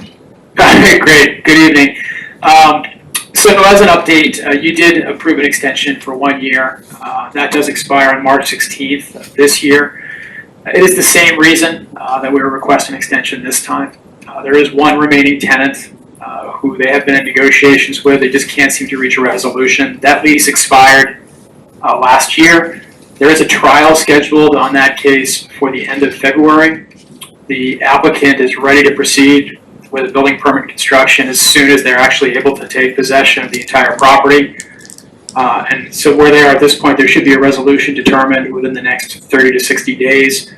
And when that is concluded, they should then be ready to proceed. And what they're asking for tonight is to request an extension for an additional year to allow them to work through that process. The delay is not something within their control. Litigation is never an easy thing. It's not something that they wanted to do or be involved in. And they have worked extensively to try to find another resolution to no avail. So it does seem that they have to go to trial at this point. And where it stands, again, they're ready to proceed. It's a practical impediment to them exercising the permit, which the Supreme Judicial Court has consistently found as a reasonable basis to grant an extension for good cause. And so for that reason, we would request the extension this evening. Thank you. Okay, thank you. Any questions? Well, so, right, just to give a little background on this is that, right, like, if I remember correctly, and I may be wrong on this, but, right, that the application for this property was submitted, sort of just before some of the zoning was changed on the property. And then the zoning was changed, right? And the zoning really would not have allowed the building as it was approved. And then, things have continued to change in that district. And so we have not yet constructed a building here that, that would be a challenge to fit under the existing zoning. And again, right, a zoning that town meeting continues to elaborate on, right, whether they want that or not. So, I'm hesitant to continue. I mean, right, over my time on the board, I've a lot of developments, grant an extension because, right, we know that, right, we went through that whole process, and if someone were to come in, we'd likely to get the same thing anyways, and, right, that whole thing. But this property, it sort of feels a little bit different because of the changes in viewpoint on that area. That being said, right, they are in litigation. That is not, it's not like they're sitting around waiting for a better environment, a better sales environment or financing environment for the project. So there's reasons why they haven't started. My gut says to approve for a 6-month extension, which should, as was laid out, give enough time to get through a court case, and address it in an expeditious manner and then move along, right? Because I don't think it serves anyone, good just to be hanging on with this that is, approved under sort of really long ago past zoning. That's a good, interesting suggestion. Other comments? I only had one, and that is, I'd like to put material construction as started in number 2, general condition. I just hate to see somebody trim up a tree and say, okay, we started construction. Right, yeah. More than demolition. Right. I think, right, I think there's some legal, I'm not sure that we can necessarily do that, but. I think demolition would be considered material construction. Yeah. Right? Well, I think that, I would agree that could be, yes. There is other 40R regulation on if demo happens and bonds are needed or really felt necessary, that's the path. But if a building permit is pulled, I believe there's a 12-month period of that as well to fully act on. So there's other legalities around building permits. Well, then I go with John and go with 6 months. I think that's a great suggestion. 6 months to Although I know courts are notoriously slow. Yeah, I was just gonna caution the board, having, well, I guess, Josh, is this going through land court? This is actually a district court jury trial scheduled for the end of this month, so there will be a judgment delivered very quickly. It's just questions of appeal, and that's something that we just simply can't control. Yeah. So. Well, here's my thought. Go ahead, Guy, sorry.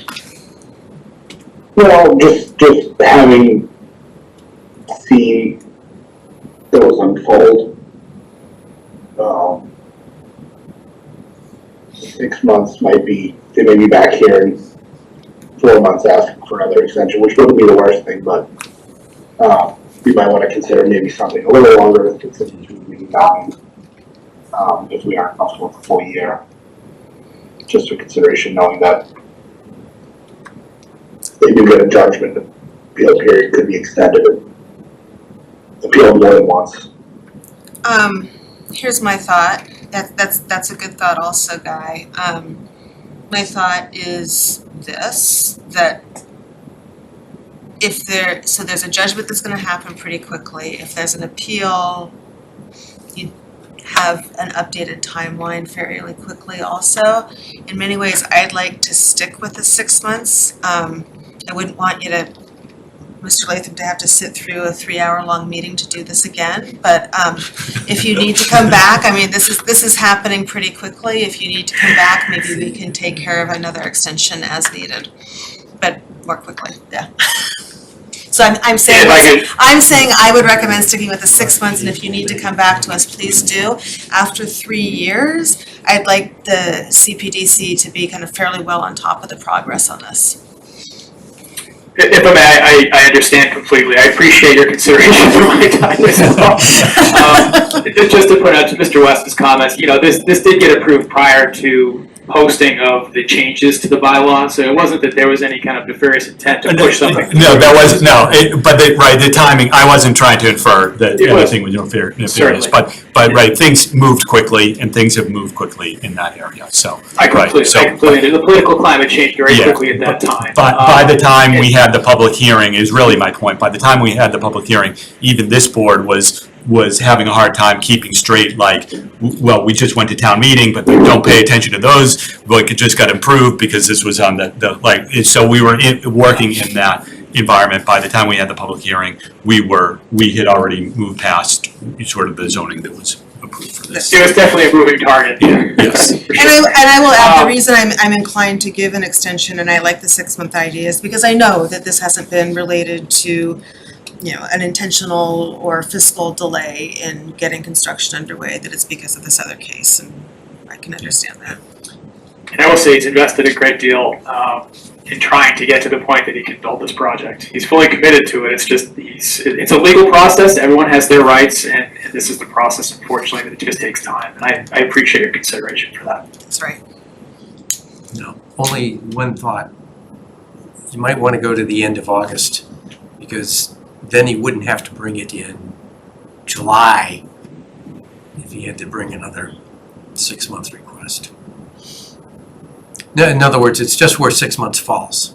Oh. If it falls in time for him to bring another. 6 months from the previously approved date of March 16th. Yeah. Okay, Which gets you to that's September fine. 16th. So that gets us, September, so it would be until September 16th, so 6-month That's fine. extension after March, okay. Yeah, no problem. That seems like a nice meeting ground, okay. If there's not further discussion, would anybody like to make a motion on that? Just make sure what changes necessary to this draft decision. Oh, right, we do have a draft decision that we're looking at. Yeah, I think push it prior to September 16th. Yes, I think it's just the condition, time limit, start of construction. Yeah, there's 2 If I- places. Finding 3 and condition 2. Sorry, were you saying something? Was somebody saying something online? Oh, sorry, that was actually I think that section 3, it says that we are unable to begin construction prior to March 16th, 2025. Right, that's the reason for the request, right? Oh, yeah. And then the condition number 2 with the time limit for start of construction is where we want to change March 16th, 2026 to September 16th, 2026? 2025, sorry. Right. Man, we are still in this year. After the 1,000-day January.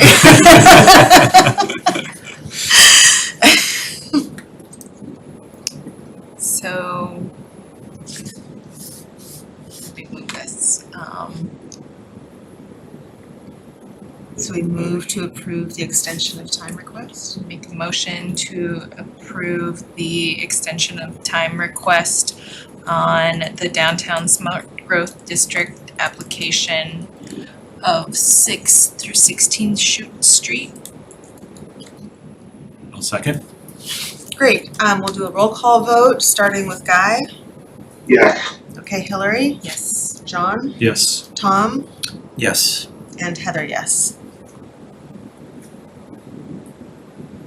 Great. Alrighty, Josh, for super. follow-up? Thanks so much for your time. Thank Thank you. you. Yep.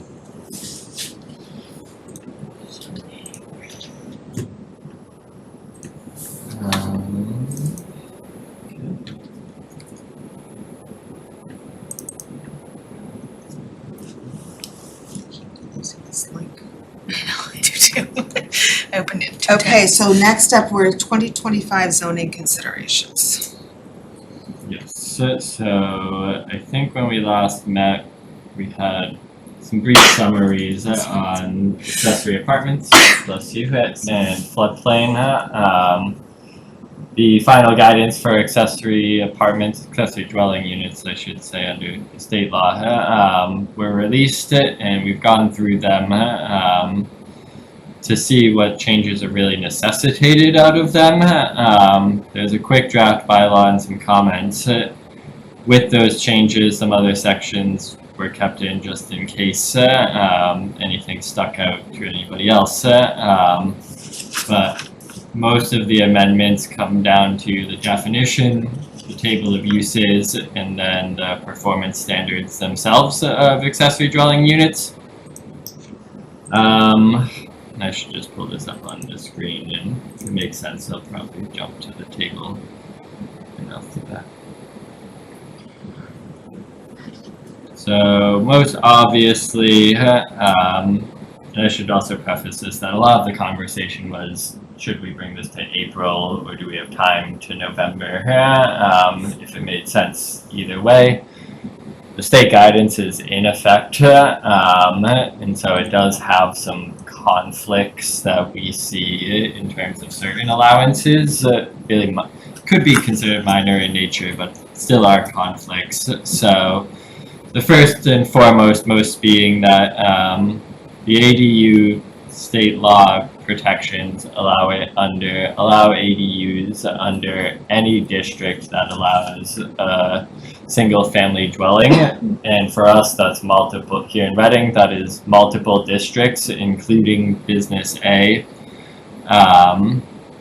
and we previously had some allowances in business B, even for accessory dwelling units, even though single family wasn't allowed. So we highlighted those as those are easy conversions, I guess, to by right, because that's what ADUs are allowed now. The outstanding question would be in business B, do we want to allow them by right in nature? Because there are existing single family homes, even though it's not a principal use allowed. So that's the one kind of conflict there. In business B, the other comment on the table of uses was if we can condense some of these rather than 3 separate lines to 1. Perhaps I'll stop there before we jump to some of the performance standards. I want to take your first question of, should it be allowed in business B? Mm-hmm. I may be jumping to conclusions quickly that I think if we're going to be fair, anywhere where there are single family homes, we ought to allow this. I mean, it could be a note in the notes that it's only for existing single family homes in business B. That Right. Oh yeah, as opposed to businesses then having accessory It's apartments. virtually how it would work since you can't build a new single family Right. home in the district. And it was a bit odd that there was one allowed by right. Well, it wasn't odd, I guess. There was no addition to gross floor area. The other ones. So they've been quasi allowed, quasi special permit. And then what was your other question? The other question was, could we condense these lines and keep it at accessory dwelling units now that it doesn't, I guess, regulate based on new floor area or not? That was the difference in the existing line items. And preservation of carriage house, which can still be a thing. Preservation of carriage house is not incentivized in any way. It's just that, hey, if you have this accessory structure, you can do it. But that again is now the general case for almost any accessory structure. I believe, so the history of that preservation of a carriage house, stable, or barn came from a previous version, where, that was a focus, right? There was, I think, at one particular town meeting, there was a lot of discussion. This is even before my time.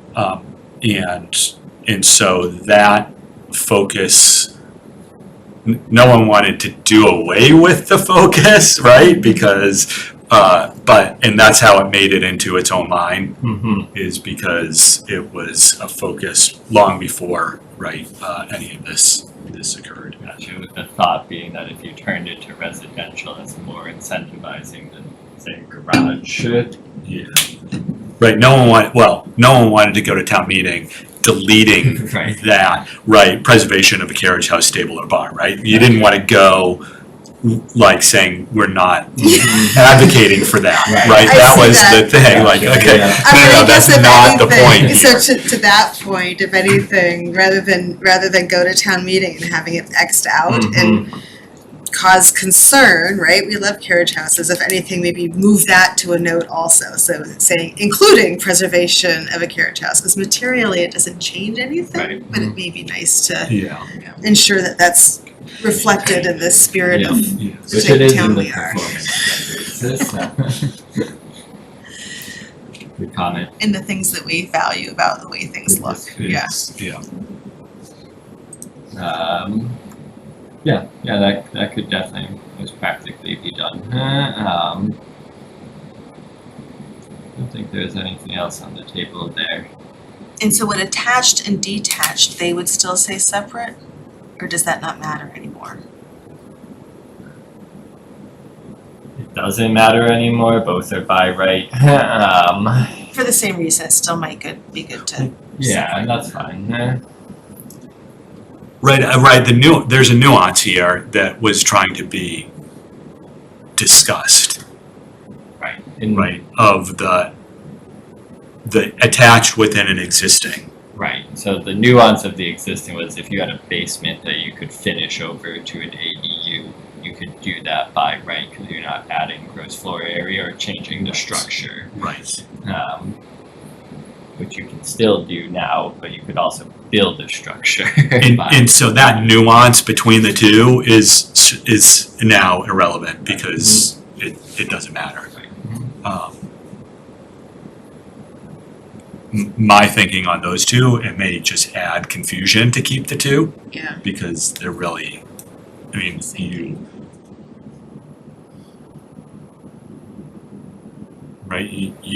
you could build a new single family home and put an another unit in it as an ADU. I'm taking too much time to think through the presentation of this and again, how it would look if we were like crossing one out. And maybe I'm overthinking this, which is entirely possible, but maybe we are, and I'm also thinking about the confusion that can arise in a large body about what an accessory dwelling unit is. Is it attached or detached? And I'm wondering if it's useful in this language to say, just simply say attached and detached accessory dwelling unit so that people see that it's both. Yeah. Yep. Yeah. Right. Yeah.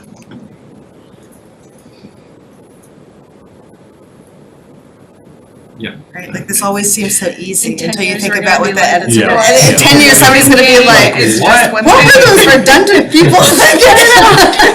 Like 2 years, we'll be like, what were we thinking? Yep. Okay, now that we're thinking through every line, what else do you have for us, Andrew and Olivia? So if I jump down to the performance standards, which is section 547, a number of the amendments are just to reclassify to the new definition title, but there are others. The first being the building commissioner and I discussed these drawings that are on the screen and how this is, I guess, relating towards for some reason, front setback only in these drawing examples. And I believe, looking at these and rereading them over and over again, is that the drawings are saying you can't build in the front setback even if the existing dwelling is within the front setback, which is still the case unless you got a special permit, which is how it's working now, that many times we're seeing extensions of pre-existing non-conforming structures, whether side, rear, or front, extending in length and or height, and that's a special permit process through ZBA. My understanding and interpretation, and I have asked this for clarification too, is that that special permit would still apply for a dimensional extension. It's the use that's protected of the ADU. So if and when zoning board is going through their criteria of not substantially more detrimental to the neighborhood, the use is no longer considered in that, but the structural extension of that, the massing, the design, etc., still can be considered. Yeah, and I think that's the spirit of the state. Right. Like, you know, we have, as a town, we have control over the dimensional restrictions on the lots, is what Yeah. I'm reading. Yes. Yeah. Yeah. So the way the building commission, I looked at this, was we'd rather rely on just the setback controls to principal dwelling, which we clarified in some of the performance standards. Because again, it is a bit odd that this no build area only relates to front setback shown rather than side and rear too on a lot.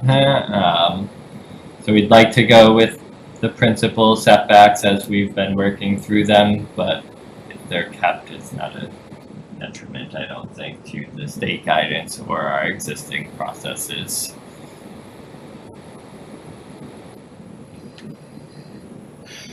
And only maybe to go further on that was...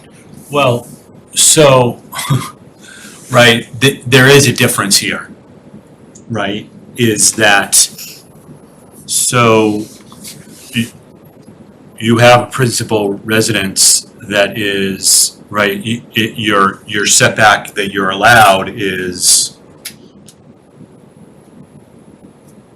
let's call it 20 feet, right? But your structure that your actual house is set back at 40 feet. And so, in this context, right, you can't build an accessory apartment closer than 40 feet. Right. That was my question, is that what that's saying? That was the intent. Okay. That was the intent, right? In the idea was or is that, you know, you can build an accessory apartment, but it's not going to change the look and feel of the neighborhood, right? That the street front will be the street front, and if someone does something out back, then that's fine. They still need to comply with whatever the regular setbacks are. But for an accessory apartment, right, the whole idea was like, we're not going to change our neighborhoods and the look of the neighborhood so that you can have an accessory apartment out, sort of like jutting out in front of your house and changing it. That was the intent of this. Oh, sorry, John. Just before you go to the next topic, if I can just comment on that. Theoretically, though, they could add an addition to their home if they comply with all other setbacks. Once it's constructed, then apply to change the use of an accessory dwelling unit. Yes, and that was a discussion as we were talking about this whole accessory apartment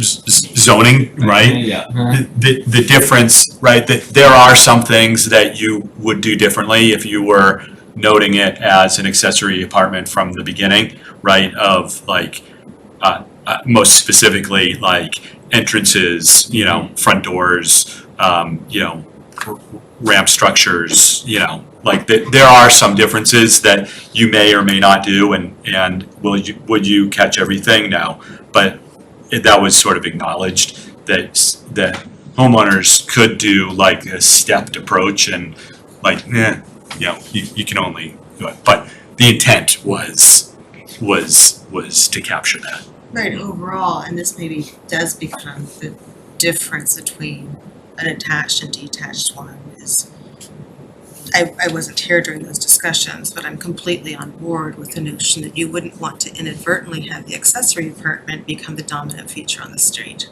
on the property. Yeah, become Right, the I mean- primary feature, right. And I think if there are complications and hardships, that's when they go to the ZBA and discuss that for their special permit or, changing. So I think leaving this in is actually probably something that we want to advocate for. Yeah, If it's possible, I would also love language that explicitly states an accessory apartment. So I guess part of the state guidance too, and where this might get tricky, is that an accessory apartment cannot be more restricted than the principal dwelling. So if the principal dwelling is allowed up to 20-foot setback, at any point in time, the accessory apartment also has to allow a 20-foot setback and not a 40-foot setback, even if that's what exists at the structure line today. The proposed regulations have to be the same as a single-family dwelling. Yeah, but you're up right, against, Oh, so that's a that's big difference. yeah, that is a big difference. Right. Because this approach clearly does say you can't, as Guy mentioned, like you could build you can put an addition on up to the setback, but you can't put, for your own purpose, right, single family use purpose, but you can't do an accessory apartment, for that Could do an purpose. accessory structure like a garage or shed or something up to a closer setback. Yes, yeah, That's true. so that is completely That's different from what you said is required. Well, and isn't part of the law or the intent is also like, there was some discussion about easing some of like the side and back setbacks to allow on certain parcels. There was like a discussion about that in the legislature. I mean, I guess that's what the clarification I was asking for was in some instance, so I can just pull it up, make sure.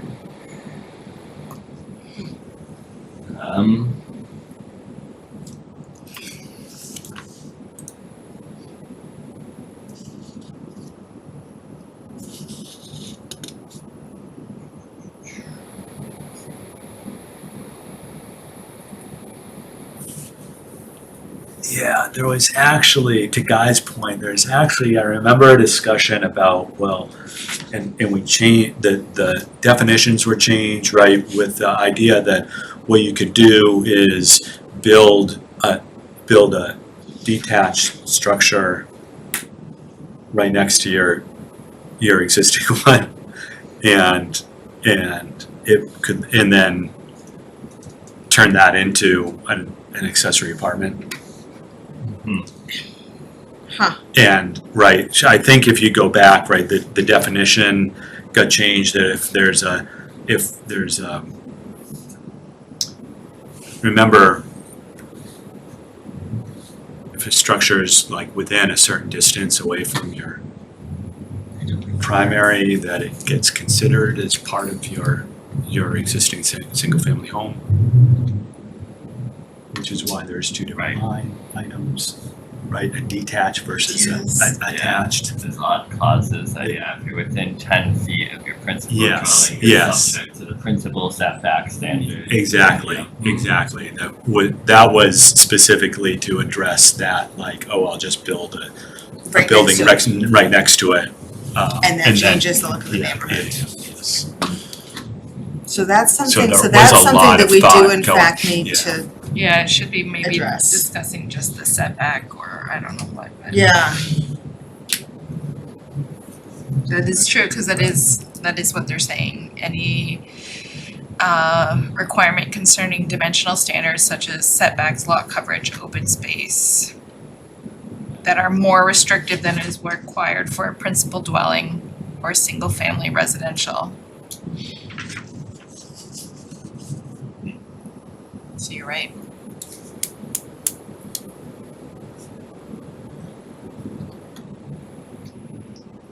And so I guess that's also, I guess, there's B9 where they go to pre-existing non-conforming structures, that a municipality may not prohibit the development of a protected ADU use in an existing principal dwelling or lot due to non-conformance.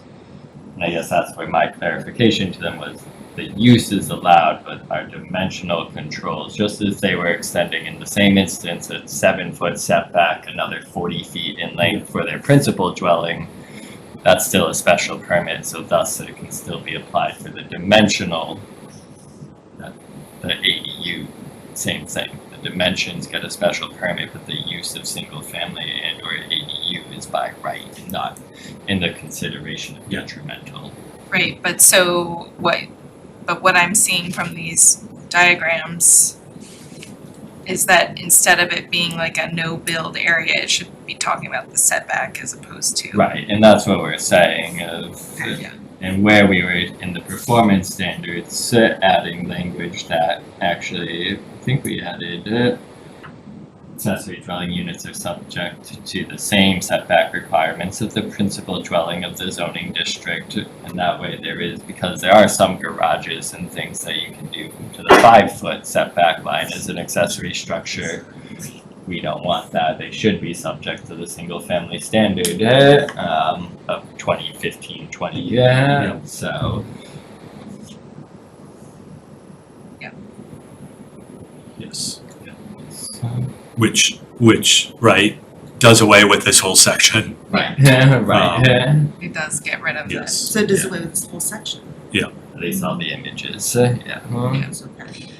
Probably that table, we don't need any further to say everything's by right, because that's just reiterating what's above in the table of uses, but. I have a question, and I don't want to get ahead of this group because I'm looking at, I am skipping ahead some of the yellow comments, but under the performance standards, oh shoot, I just skipped too far ahead, hold on, please.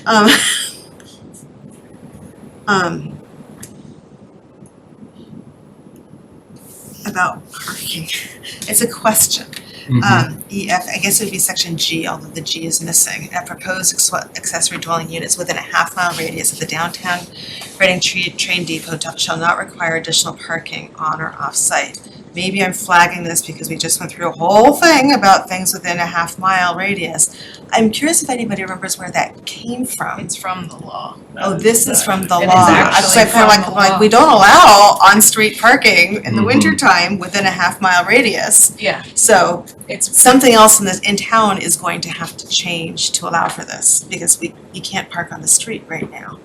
So yeah, I that thought will that. still apply to all dwellings and all vehicles across town, that's actually a town-wide regulation, you can't park overnight. Generally enforced only during snow emergencies, but that will still apply, yes, vehicles here. It's just you don't need to now add a second driveway or dedicated spot if you're in a half mile, and so Correct. during a snow emergency, You'll you have either to. go park down at the depot where we allow you to park, or park on Okay. your front yard, or pull all the way up and parallel. deal with your Yeah. your primary dwelling neighbor. Yeah. But it is part of the regulations, because that was like I listened in on some of them. Yeah. Thank you for doing that. I'm like, well, where's some people supposed to park? Yeah, it's in here. I just generally think that if we're going, not that I expect these to happen rampantly, but I do feel like there's some consistency that needs to happen somewhere in town. I know that this is the select board that deals with street regulations, but if this is required, then eventually parking is going to need to be allowed on the street within a half mile of the train depot. I'll just say that. Yeah. But that's not our purview, that's somebody else's purview. Yeah. But, So should we go back discussion up? Park committee, which, so. Yeah. Big waste of time. So anyhow, Glad we don't need to, just but I all just, that I time. noticed that, and I predict other people will notice that. So should we go back to the short-term rental question? Is that where we So were? that is a strong one, Yeah. of question. How do What they is that define it question? in short-term rental is Page 31. Under state law that's regulated, and there are specific definitions to that. The challenge in our local bylaws, we don't clearly regulate them, allowed or allowed not. And so I understand that some are operating in town, I think, when sometimes there's a general search for them, but it's unclear if they are allowed. In this case, the one allowance you can do is prohibit an accessory dwelling unit from being used as a short-term rental because they're more of a business operation, seen at times, sometimes than residential. So if that was something, well, we don't have a definition, we can claw back to the state's definition of short-term rental and prohibit, or we can not touch it at all in this type of change and leave it as gray as it is gray today. I don't think that we have the power to regulate that, do we? Is that Sure we town do. meeting? Don't we, somewhere? So you can in the accessory apartments townwide if someone. I surprise myself at how strong the feelings I have about this, so I may as well share it, that I'm thinking if the state in eastern Massachusetts has a well-acknowledged housing crisis, that as we are updating bylaws that will be good bylaws, I think, to address that missing middle and create more affordable housing, I think we should aim for, in fact, creating more affordable housing rather than investment opportunities. And I would like to prohibit them as short-term rentals. There, I made my piece. Which I think also is some of the state's sentiment on it. Yeah, I mean, if you look at some of the research out there about why we have a housing crisis, it's not just the availability of units, it's how the units are being used. Fine with that.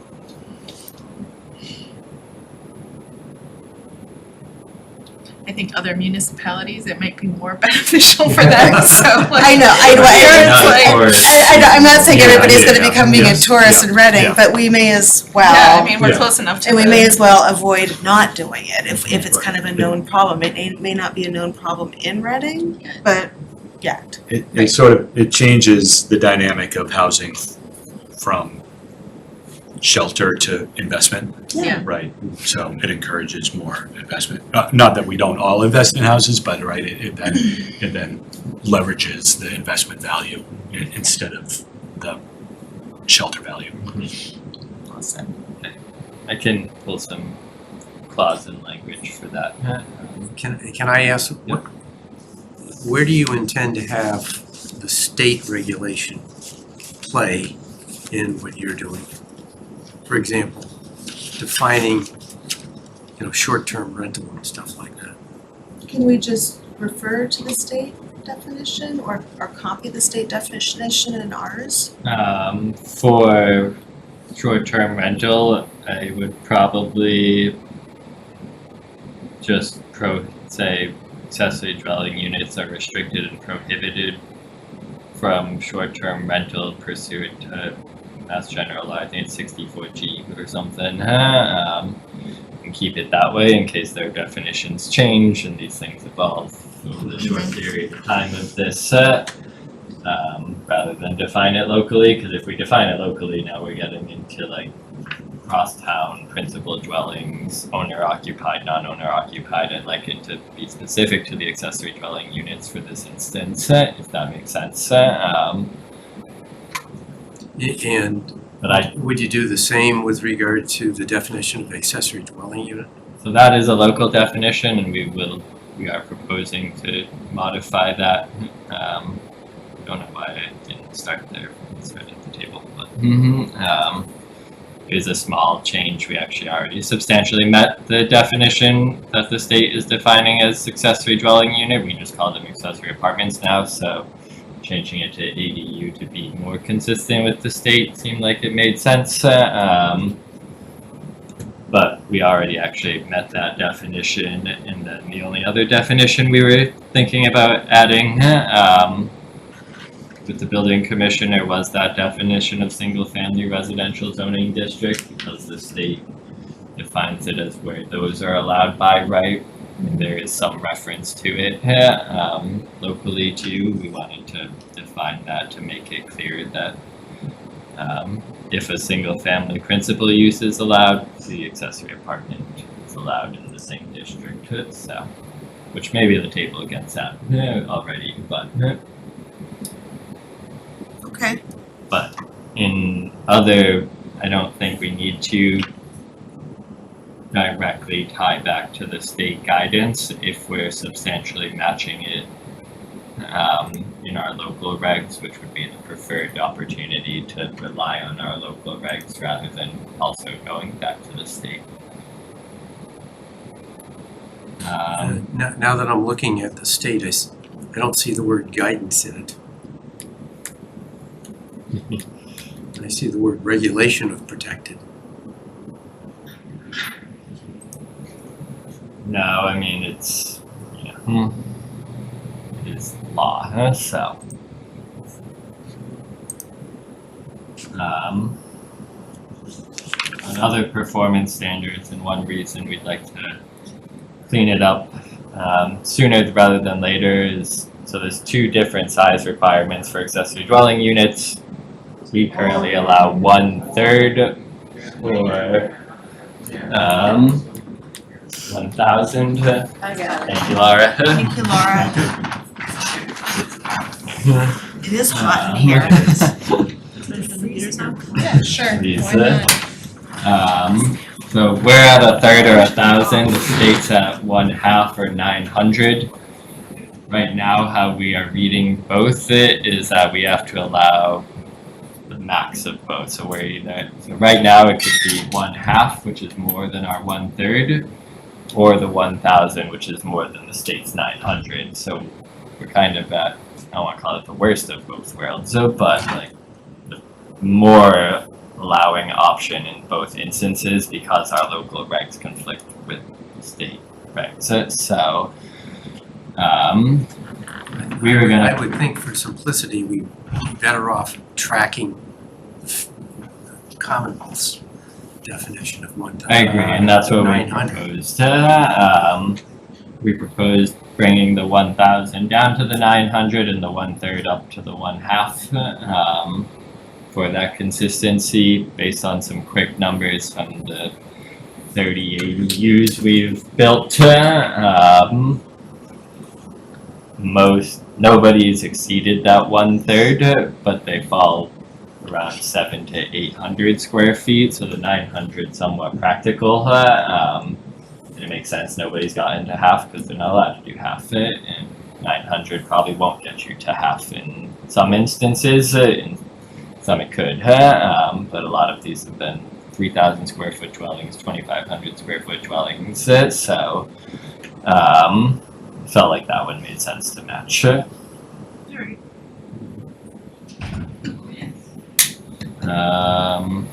Other than that, it looked like everything else could stay besides the parking. There's some questions on like, the state has, it's just a separate entry and we get into some elements of design guidelines, which I don't think are a problem or challengeable. I think they've worked well to date. I think they've kept the intent and the character of neighborhoods. So I think they can all stay as written. Just flag them in case anybody had comments on it.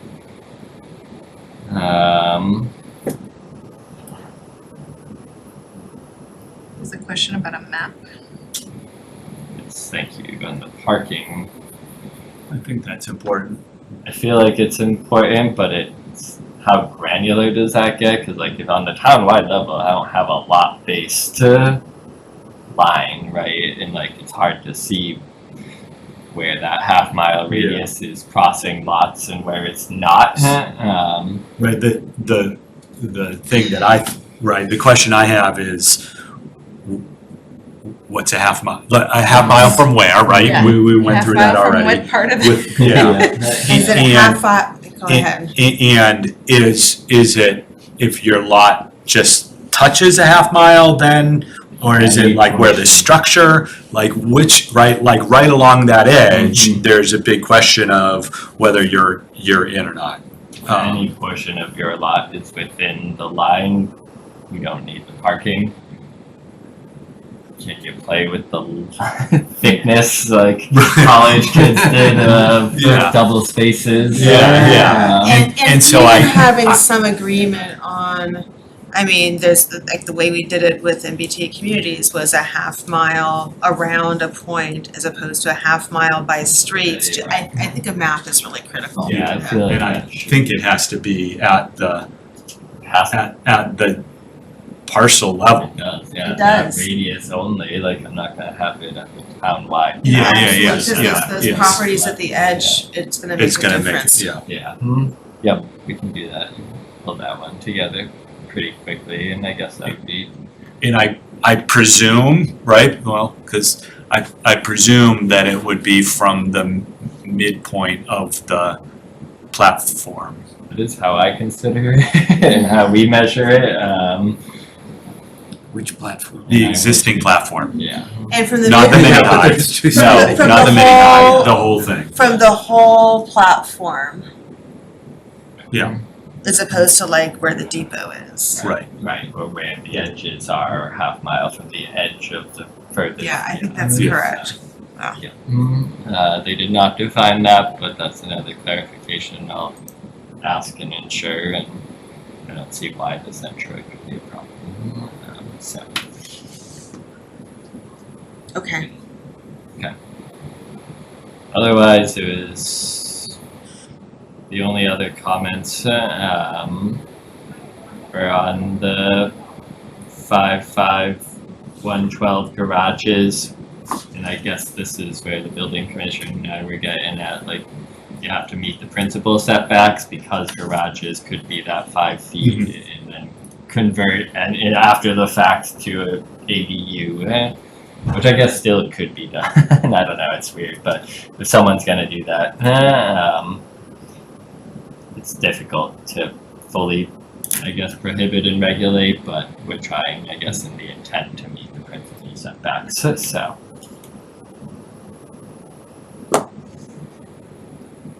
I mean, I think part of the law is to like encourage people who do have garages to potentially convert them. Right, So- so like pre-existing, yes, Yeah. if you build a new garage at 5 feet and then convert it in 6 months to an ADU, I guess, It it's seems like a bit lot of odd. work. It seems like a lot of work, right? And we can generally catch, on building permit plans, like, there's gonna be a kitchen, we can kind of figure that out. So, we'll hopefully catch it to the best degree practical, but it is just something that exists, so.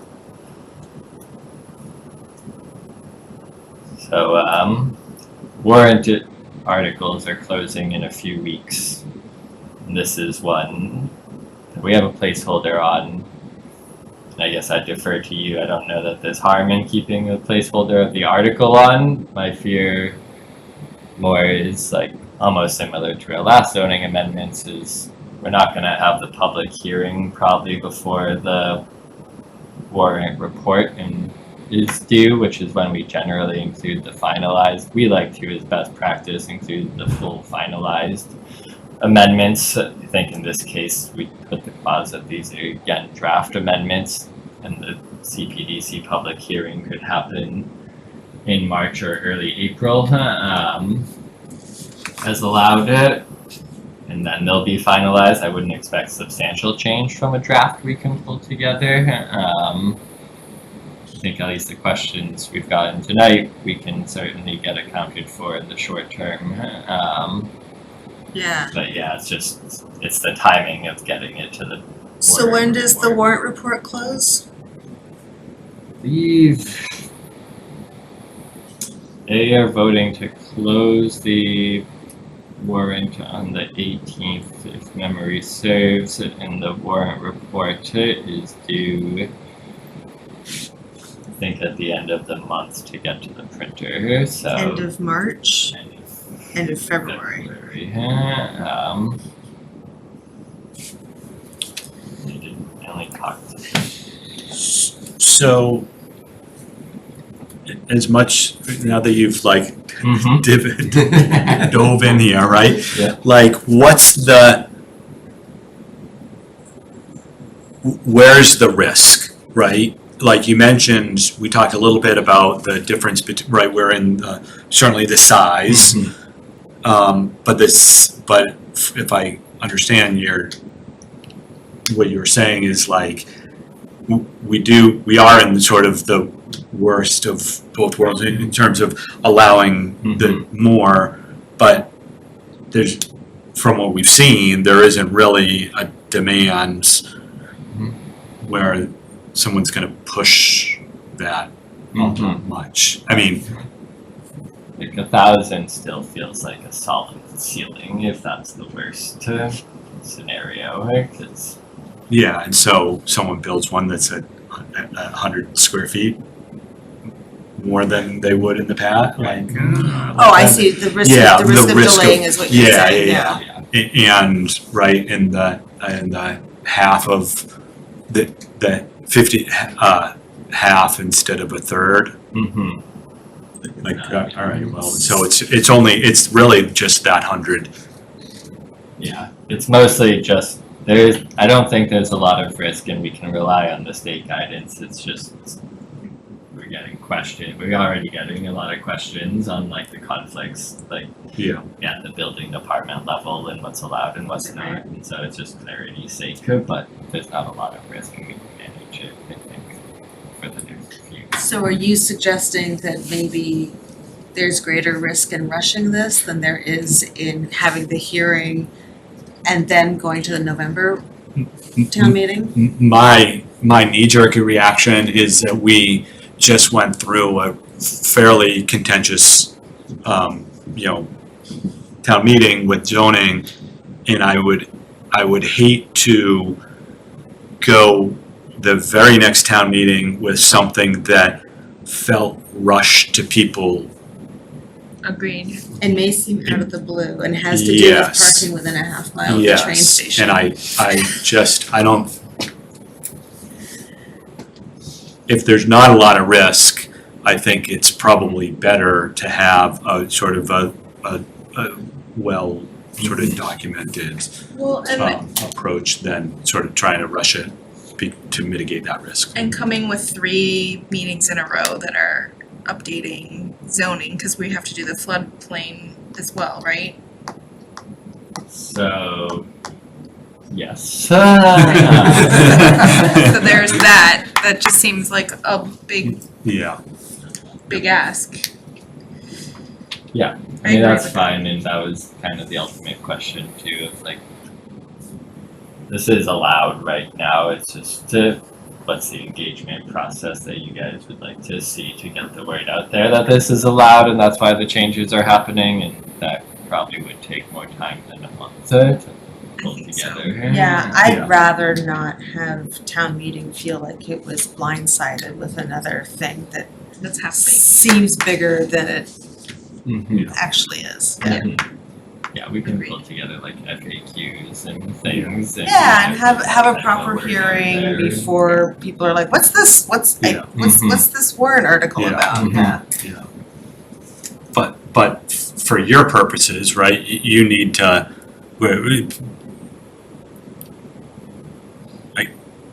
So then the big we need question, to really understand what those risks are. And I think that you have, but as you go through this a little bit more, right, like having that well prepared, and if you see something that says, oh, actually this is, someone can really, do something that we wouldn't want. and if you're getting the types of questions at town hall already that are flagging risks that we may want to get a handle on, that would be useful to know. So Without, of course, pointing to anybody. You get an application in, run it through, and see what that looks like.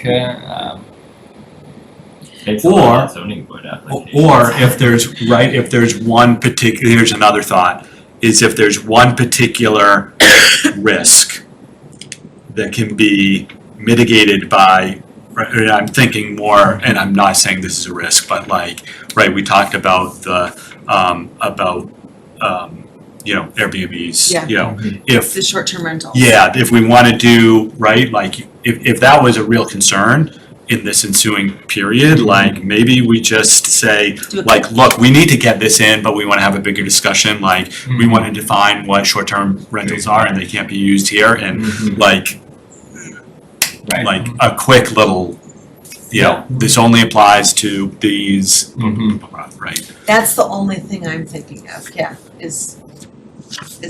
and again, in Reading, it may not be a huge risk, but, I've observed lots of places over time where people think they don't have a risk and then, lo and behold, they do. And so it might be an interesting approach to kind of flag this for town meeting, that this is going to be coming in a more comprehensive way, but we wanted to take care of this one right away.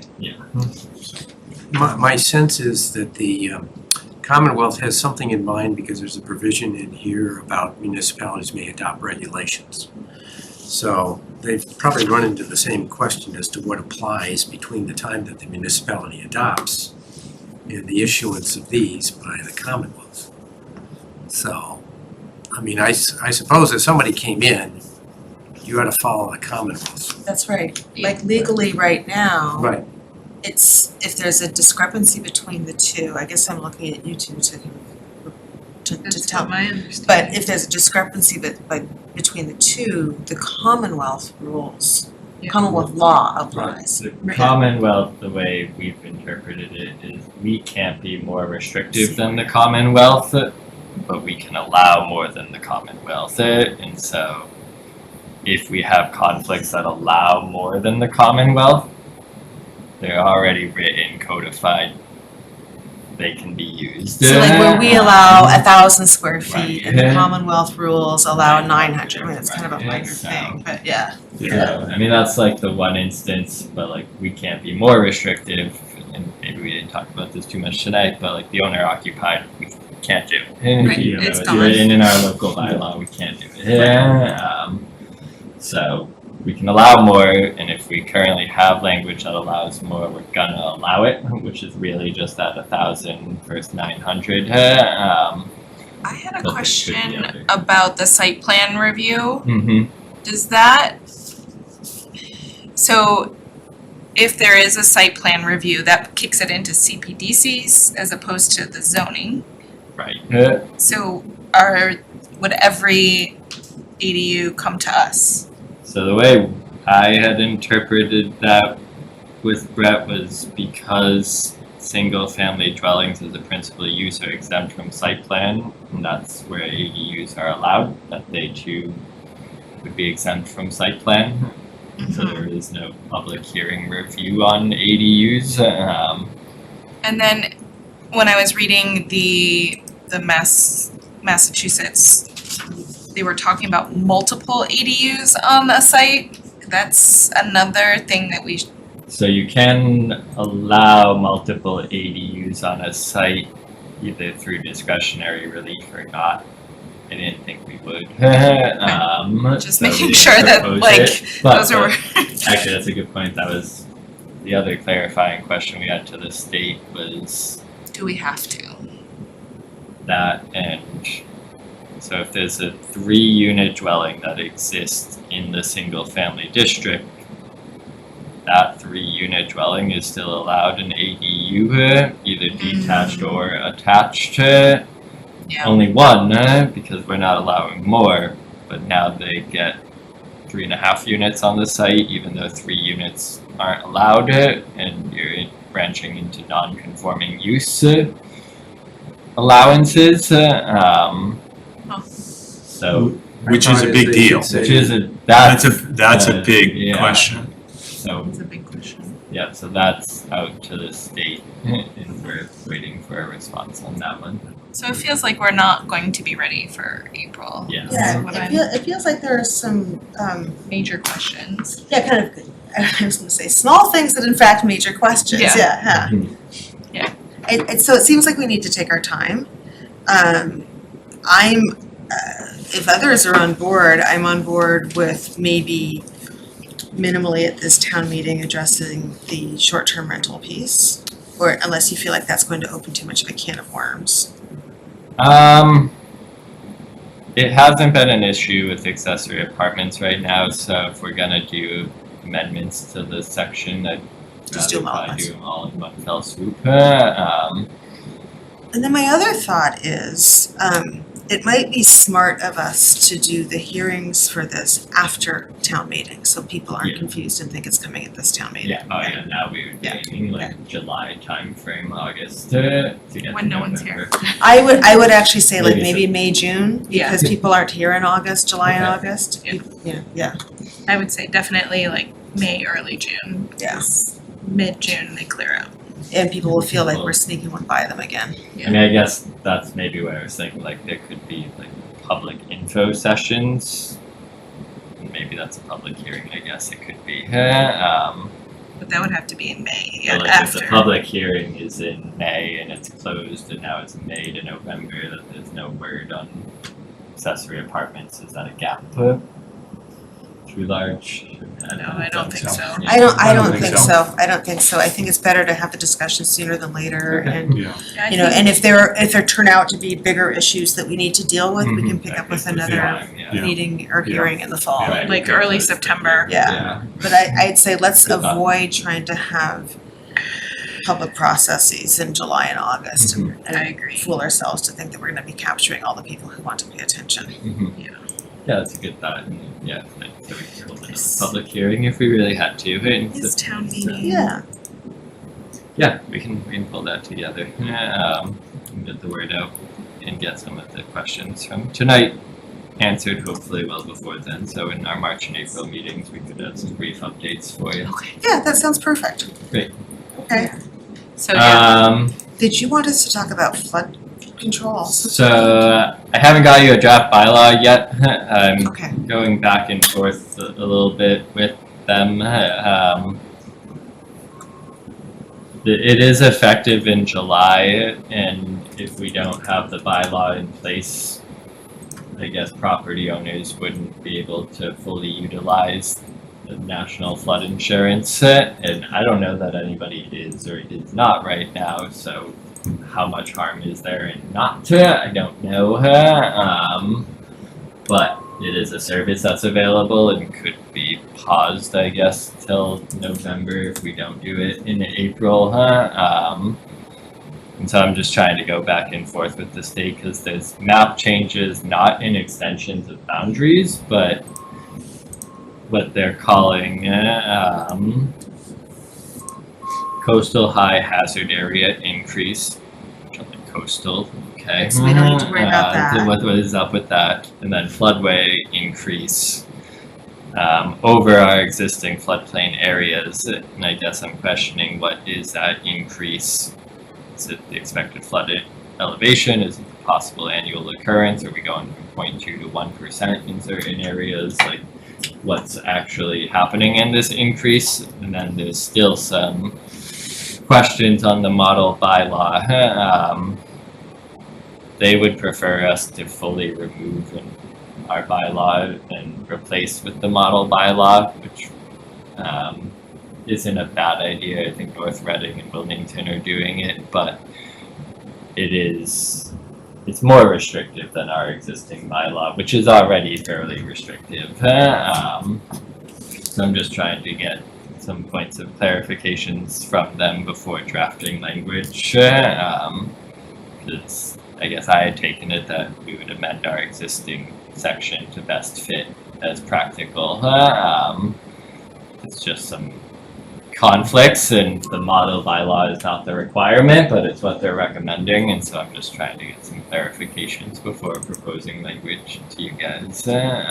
We do have some homes and businesses in the floodplain area, right? It's mostly kind of over there. We do, a lot of it's in the General Way Yeah. area, or I should say Walkersburg Drive area, New Crossing Road. What's that? Certain That's track road? Track road, yeah, the old, where the old track was, And right? New Crossing Road and Yeah. Track Road, and there is other residential area. It's all it's all wetlands, which actually even in the Walkersburg area is substantial overlap there.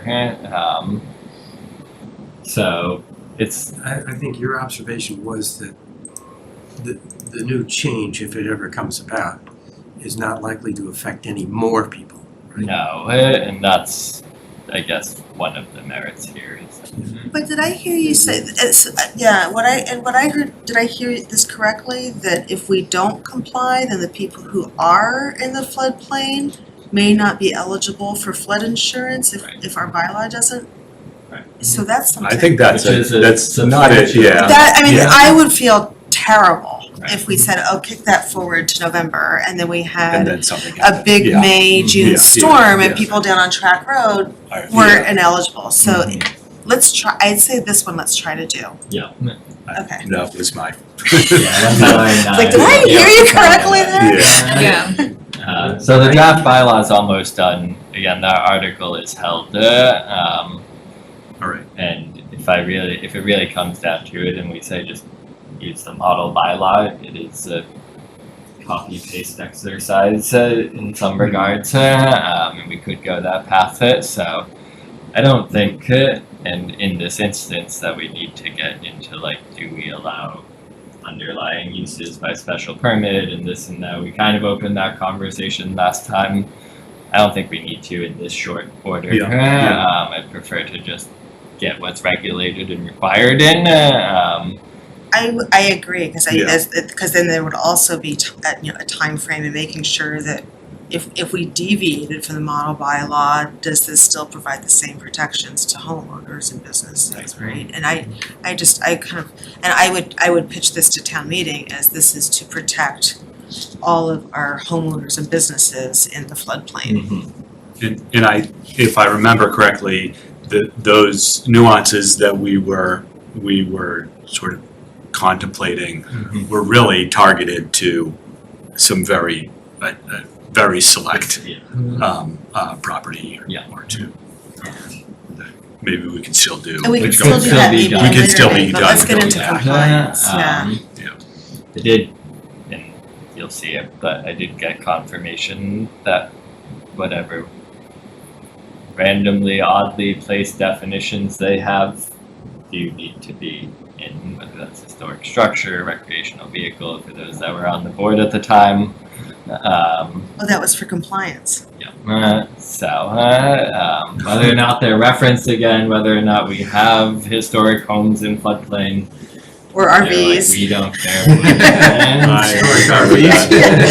I remember that discussion about RVs are like it wasn't trailer homes, wasn't the language, but Yeah. basically, yeah. So, which are some of the other clarifications I'm trying to get. And they have a good FAQ, and the DCR has been pretty responsive in trying to help, so, but they can't get out of their own way in acronyms and technicalities. Loma, Soma, Firm, FIA, I can't. DCR governs this? Yeah. I forgot that. There was once a commissioner that described DCR as everything plus the kitchen sink, or like your mother's attic, so.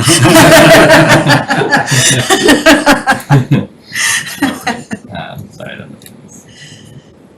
So, okay, I'll keep that article on and better work out that schedule of when a public hearing can take place and try to get people in the door, especially those in the floodplain, to capture their questions and comments. But it should be practical. You might be able to get from FEMA, who actually has insurance. Yeah, Not I'm only gonna the ask FEMA that insurance, it question wouldn't be in my independent list, insurance. but I didn't know if they'd answer, but I can ask, yeah. Well, you might ask them whether they're gonna be in existence. Yeah, I was gonna say FEMA has a lot going on right now also.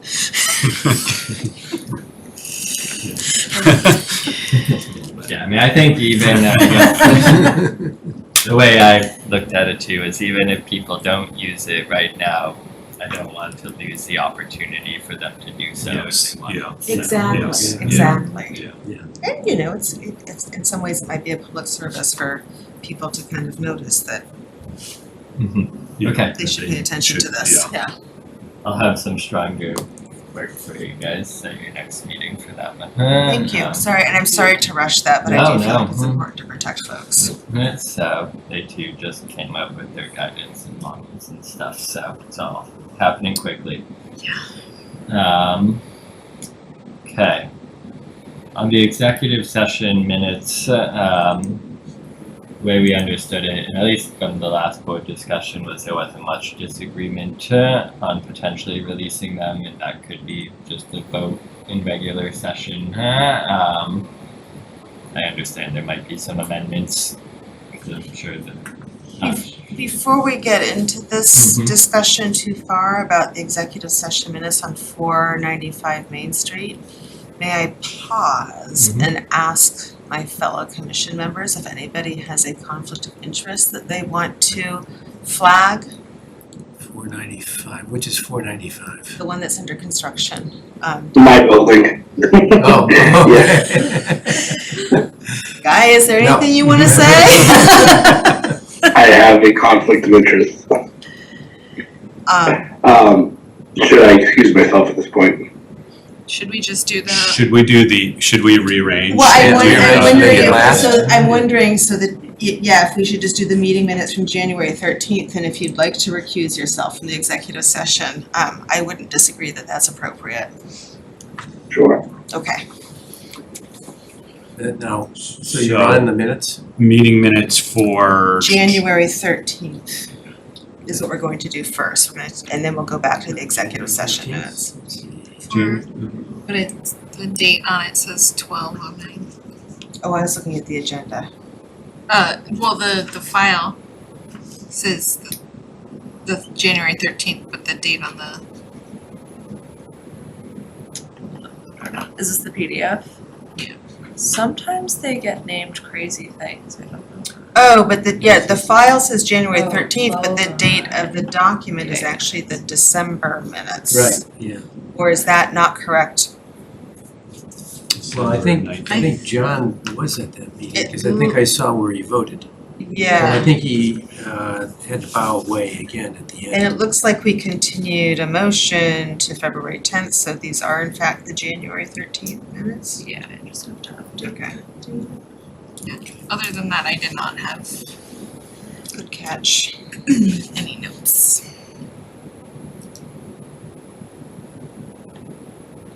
Just double check. Oh, you were saying John Arena? Yeah, I think he was there, and then I see where he voted.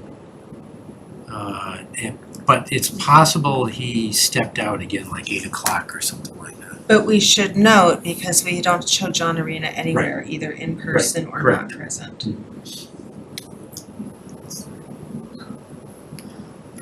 Oh yeah, it says he was part of the first vote. Mhm. I think he was there the whole time. I I think he do was here in too, person. because he even votes for adjournment. Yeah, it was a quick meeting. Guy, you were there. Do you recall whether he was He was in, John was there in person, I yeah, he remember. was here. in Alright. person here? Yes. Okay. Then that, he just needs to be added. I was the only member on Zoom for that meeting. Okay, thank you. Oh, yeah, he was here. He and I had a discussion afterwards. In fact.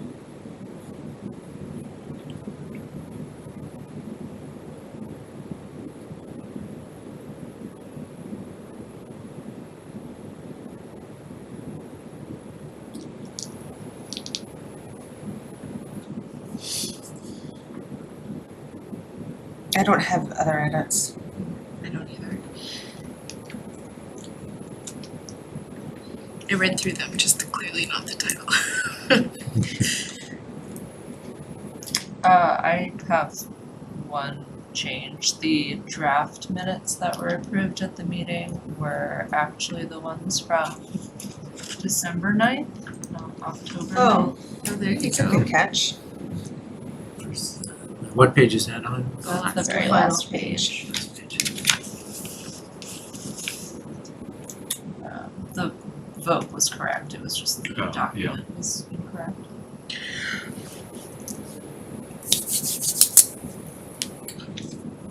Make a motion to approve the meeting minutes for December 9th, 2024. Second, Okay, we'll do a roll call vote. Guy? Wait, are they for the December 9th or for the January? Oh, good lord. January 13th. I'm sorry.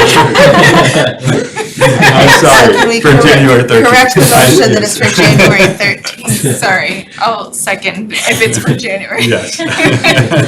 Okay, and now we'll do a roll call vote for the January 13th minutes approval. Guy? Yes. Hillary? Yes. John? Yes. Tom? Yes. And Heather, yes, thank you. That got confusing.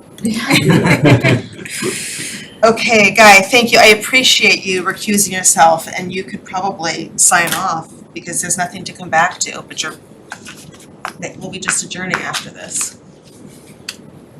Sounds good. All Have a right. good evening. All right, Thank thanks. you, have a good Thanks. evening. Thank you.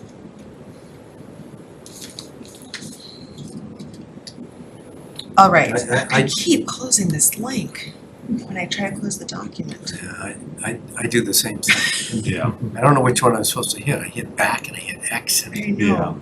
So everything's what done we right. are doing here, I've got a question, since I know which one you're on. okay,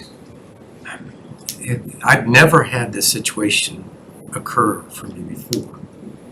But the fact that it was an executive session, why does it become unexecutive? I If don't it's know over, have we asked a lawyer on it? I don't know the answer to that. We have? We talked about it last Yeah. time a little bit, didn't we? Yeah, so I mean, we're not discussing like the session, right, or like, kind of. So, the minutes can be released without executive session if there's full agreement. Oh, There is without deliberation. executive session. So we're not in executive session right now, but Guy has a conflict of interest because Well, I he know owns the that, yeah. building. And so we are, that's why he recused himself. Yeah. We are not in executive session Yeah, right now. I understand Yeah. that, yeah. The question I was getting at is, because I wasn't present during that meeting.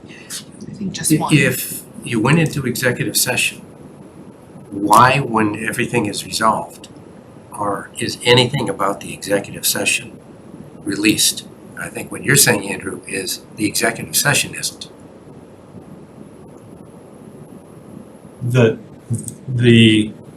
Am I right? I don't know. The reason for going into executive, this is what I understand, the reason for going into executive session Executive session on this was one. because we were in deliberations over a sensitive subject, right? Yeah.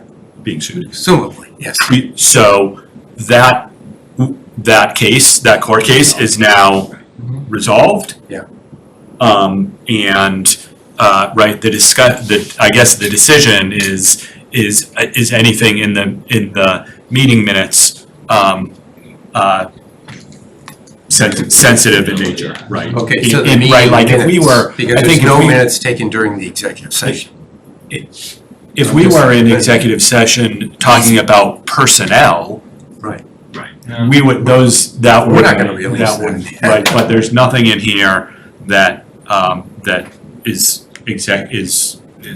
sensitive, Nothing of a is- sensitive nature now that the court case is resolved. Right, nothing is so Because usually you private. come out of executive session, Right. and then your minutes are being recorded. And I don't have any problem with that being released.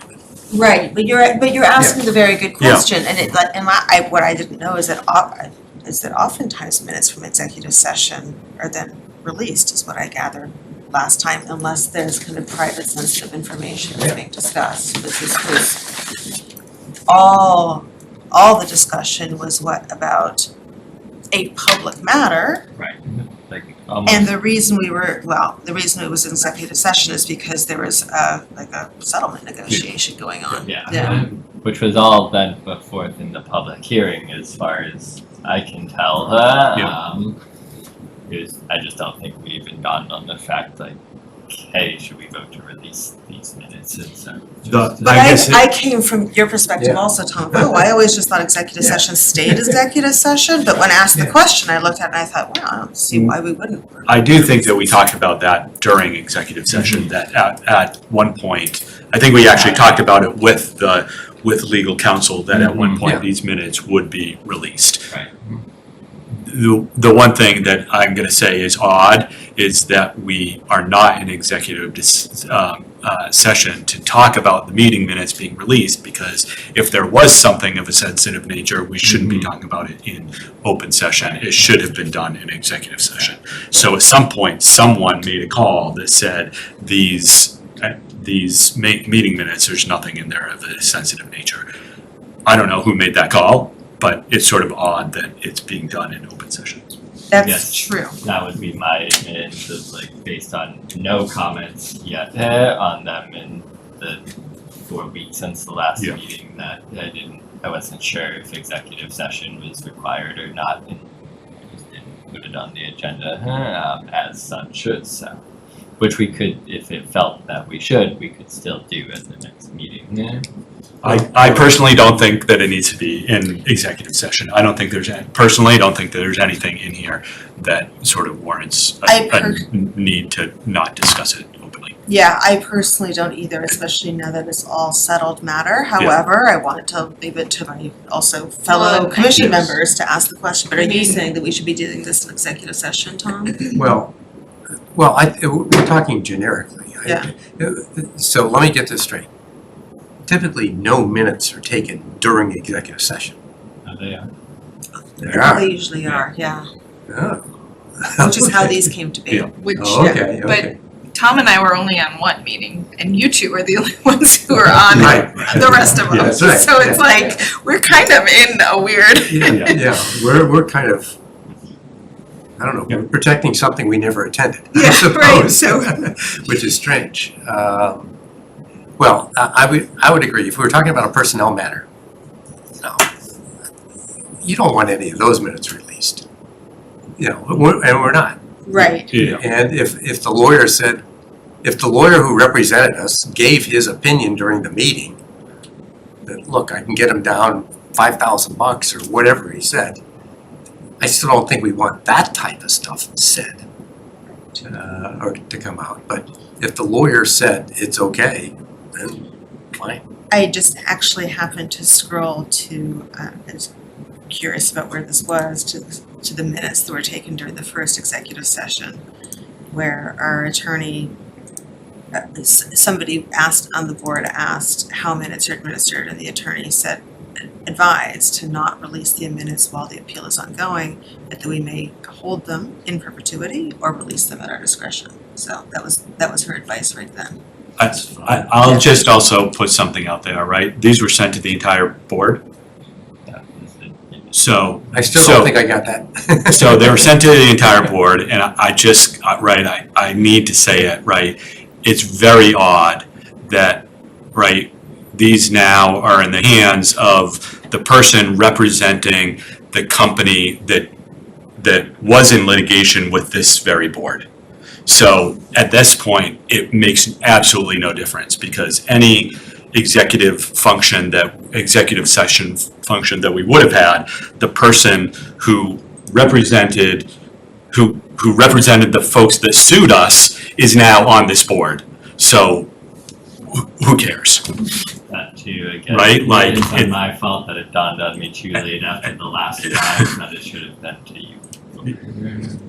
It's a bizarre situation. It's not your fault. It's not It's your not your fault. fault. It's just It's a a weird very weird situation. situation. I can understand, yeah.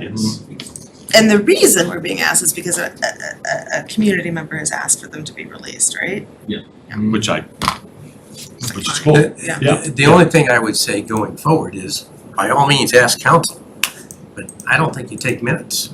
In fact, if Olivia hypothetically went in, she has to be invited in. Okay. I think though, right, didn't they, what did they say? You just read it. I thought that they said that we need to take they actually just said, we talked about how the minutes would be released, not whether or not they would be taken. Oh. So I guess it's a question to this board, and if we are ever in a situation like this again, which one day hopefully I'm not, but hopefully, that it's a good question, kind of duly noted, to ask counsel in advance about the decision to take minutes or not. Yeah. Good, because That's a fair thing. typically, I think where that happens in this situation, is where there is litigation already and you're talking about whether we should settle or not. Yeah. That's more likely than not the situation where a P and Z type organization would, go into executive session. And that's what was happening here. Right, and you don't That's want, exactly what was you happening. don't want the attorney's written opinion that's given to the members that go into that executive session necessarily to get out. Do you know, and that's actually, I guess that's a good question, is that by releasing the minutes, we aren't releasing all of the opinions that were informing us in our discussion, No, we aren't. right? Right, Right, we aren't. right. We're just releasing our discussion. And it's all out there anyhow. Now, I could be wrong in what I'm saying, but. So I had one edit. Good. I'm glad you're paying close attention. I just had one small edit on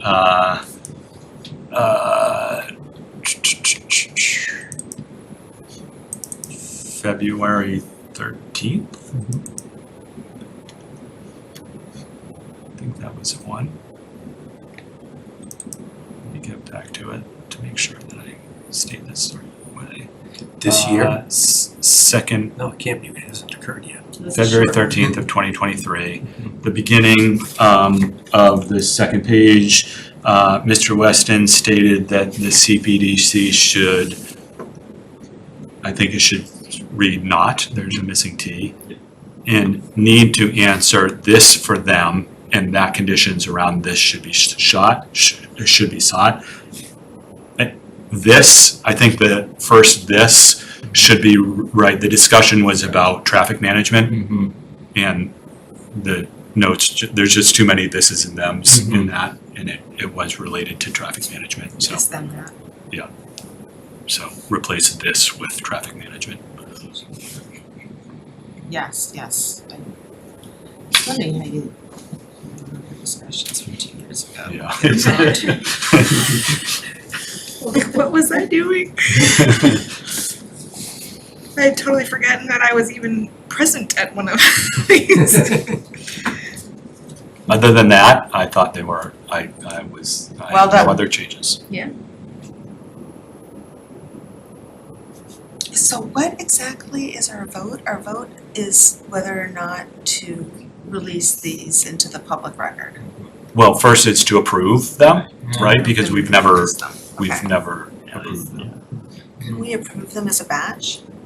I hope so. Thank you. Yeah. Let's see, and what does it take to pass? 2? It still takes a, One. does it take a quorum? I haven't seen what these minutes are. I mean, I guess this is another question. Well, I is- did read is, through them, You know. Oh, you did, okay. and you're in one of them. I didn't think I was in Yeah, one. I think you and I went to Hillary one. came in Oh, at we the went to very one? tail Oh, end, okay, then yes. I can vote. So, forget my Okay. thing. Okay, I did read them okay. as to their. Yeah. I didn't watch the shows. So, in approving them as a batch, I do kind of feel like the motion should be really specific still. Well, and I think it should be one of you two make the motion. Yeah. And I don't mind. Sure. And so I think what I'm going to do is move that we approve the executive session minutes from January 9th, February 13th, March 20th, April 10th, May 25th, and November 6th, 2023. I'll second that. All right. And we are not online anymore, so we can just raise hands for everybody who says yes. With the notation that I did not attend that executive session. Yes. And the notation that not all voting members attended all executive sessions. Right, I think it was only the May. And no dissents on that, so I think we're good to go. And then there's another vote to release them into the public record, right? Okay, so I'll move that we release those same minutes into the public record. I'll second that. All right, all those in favor? Yes. None opposed? That was complicated. to the November one. Yeah. Yeah, because there was a big gap there between May and November. Thank you for coming on to CPDC. But we raised the issue anyway, Yeah. so as to whether it had to be surrendered. It was a confusing time. All right, so, motion to adjourn. I'll second. All in favor? All right, All right. thank you, everyone.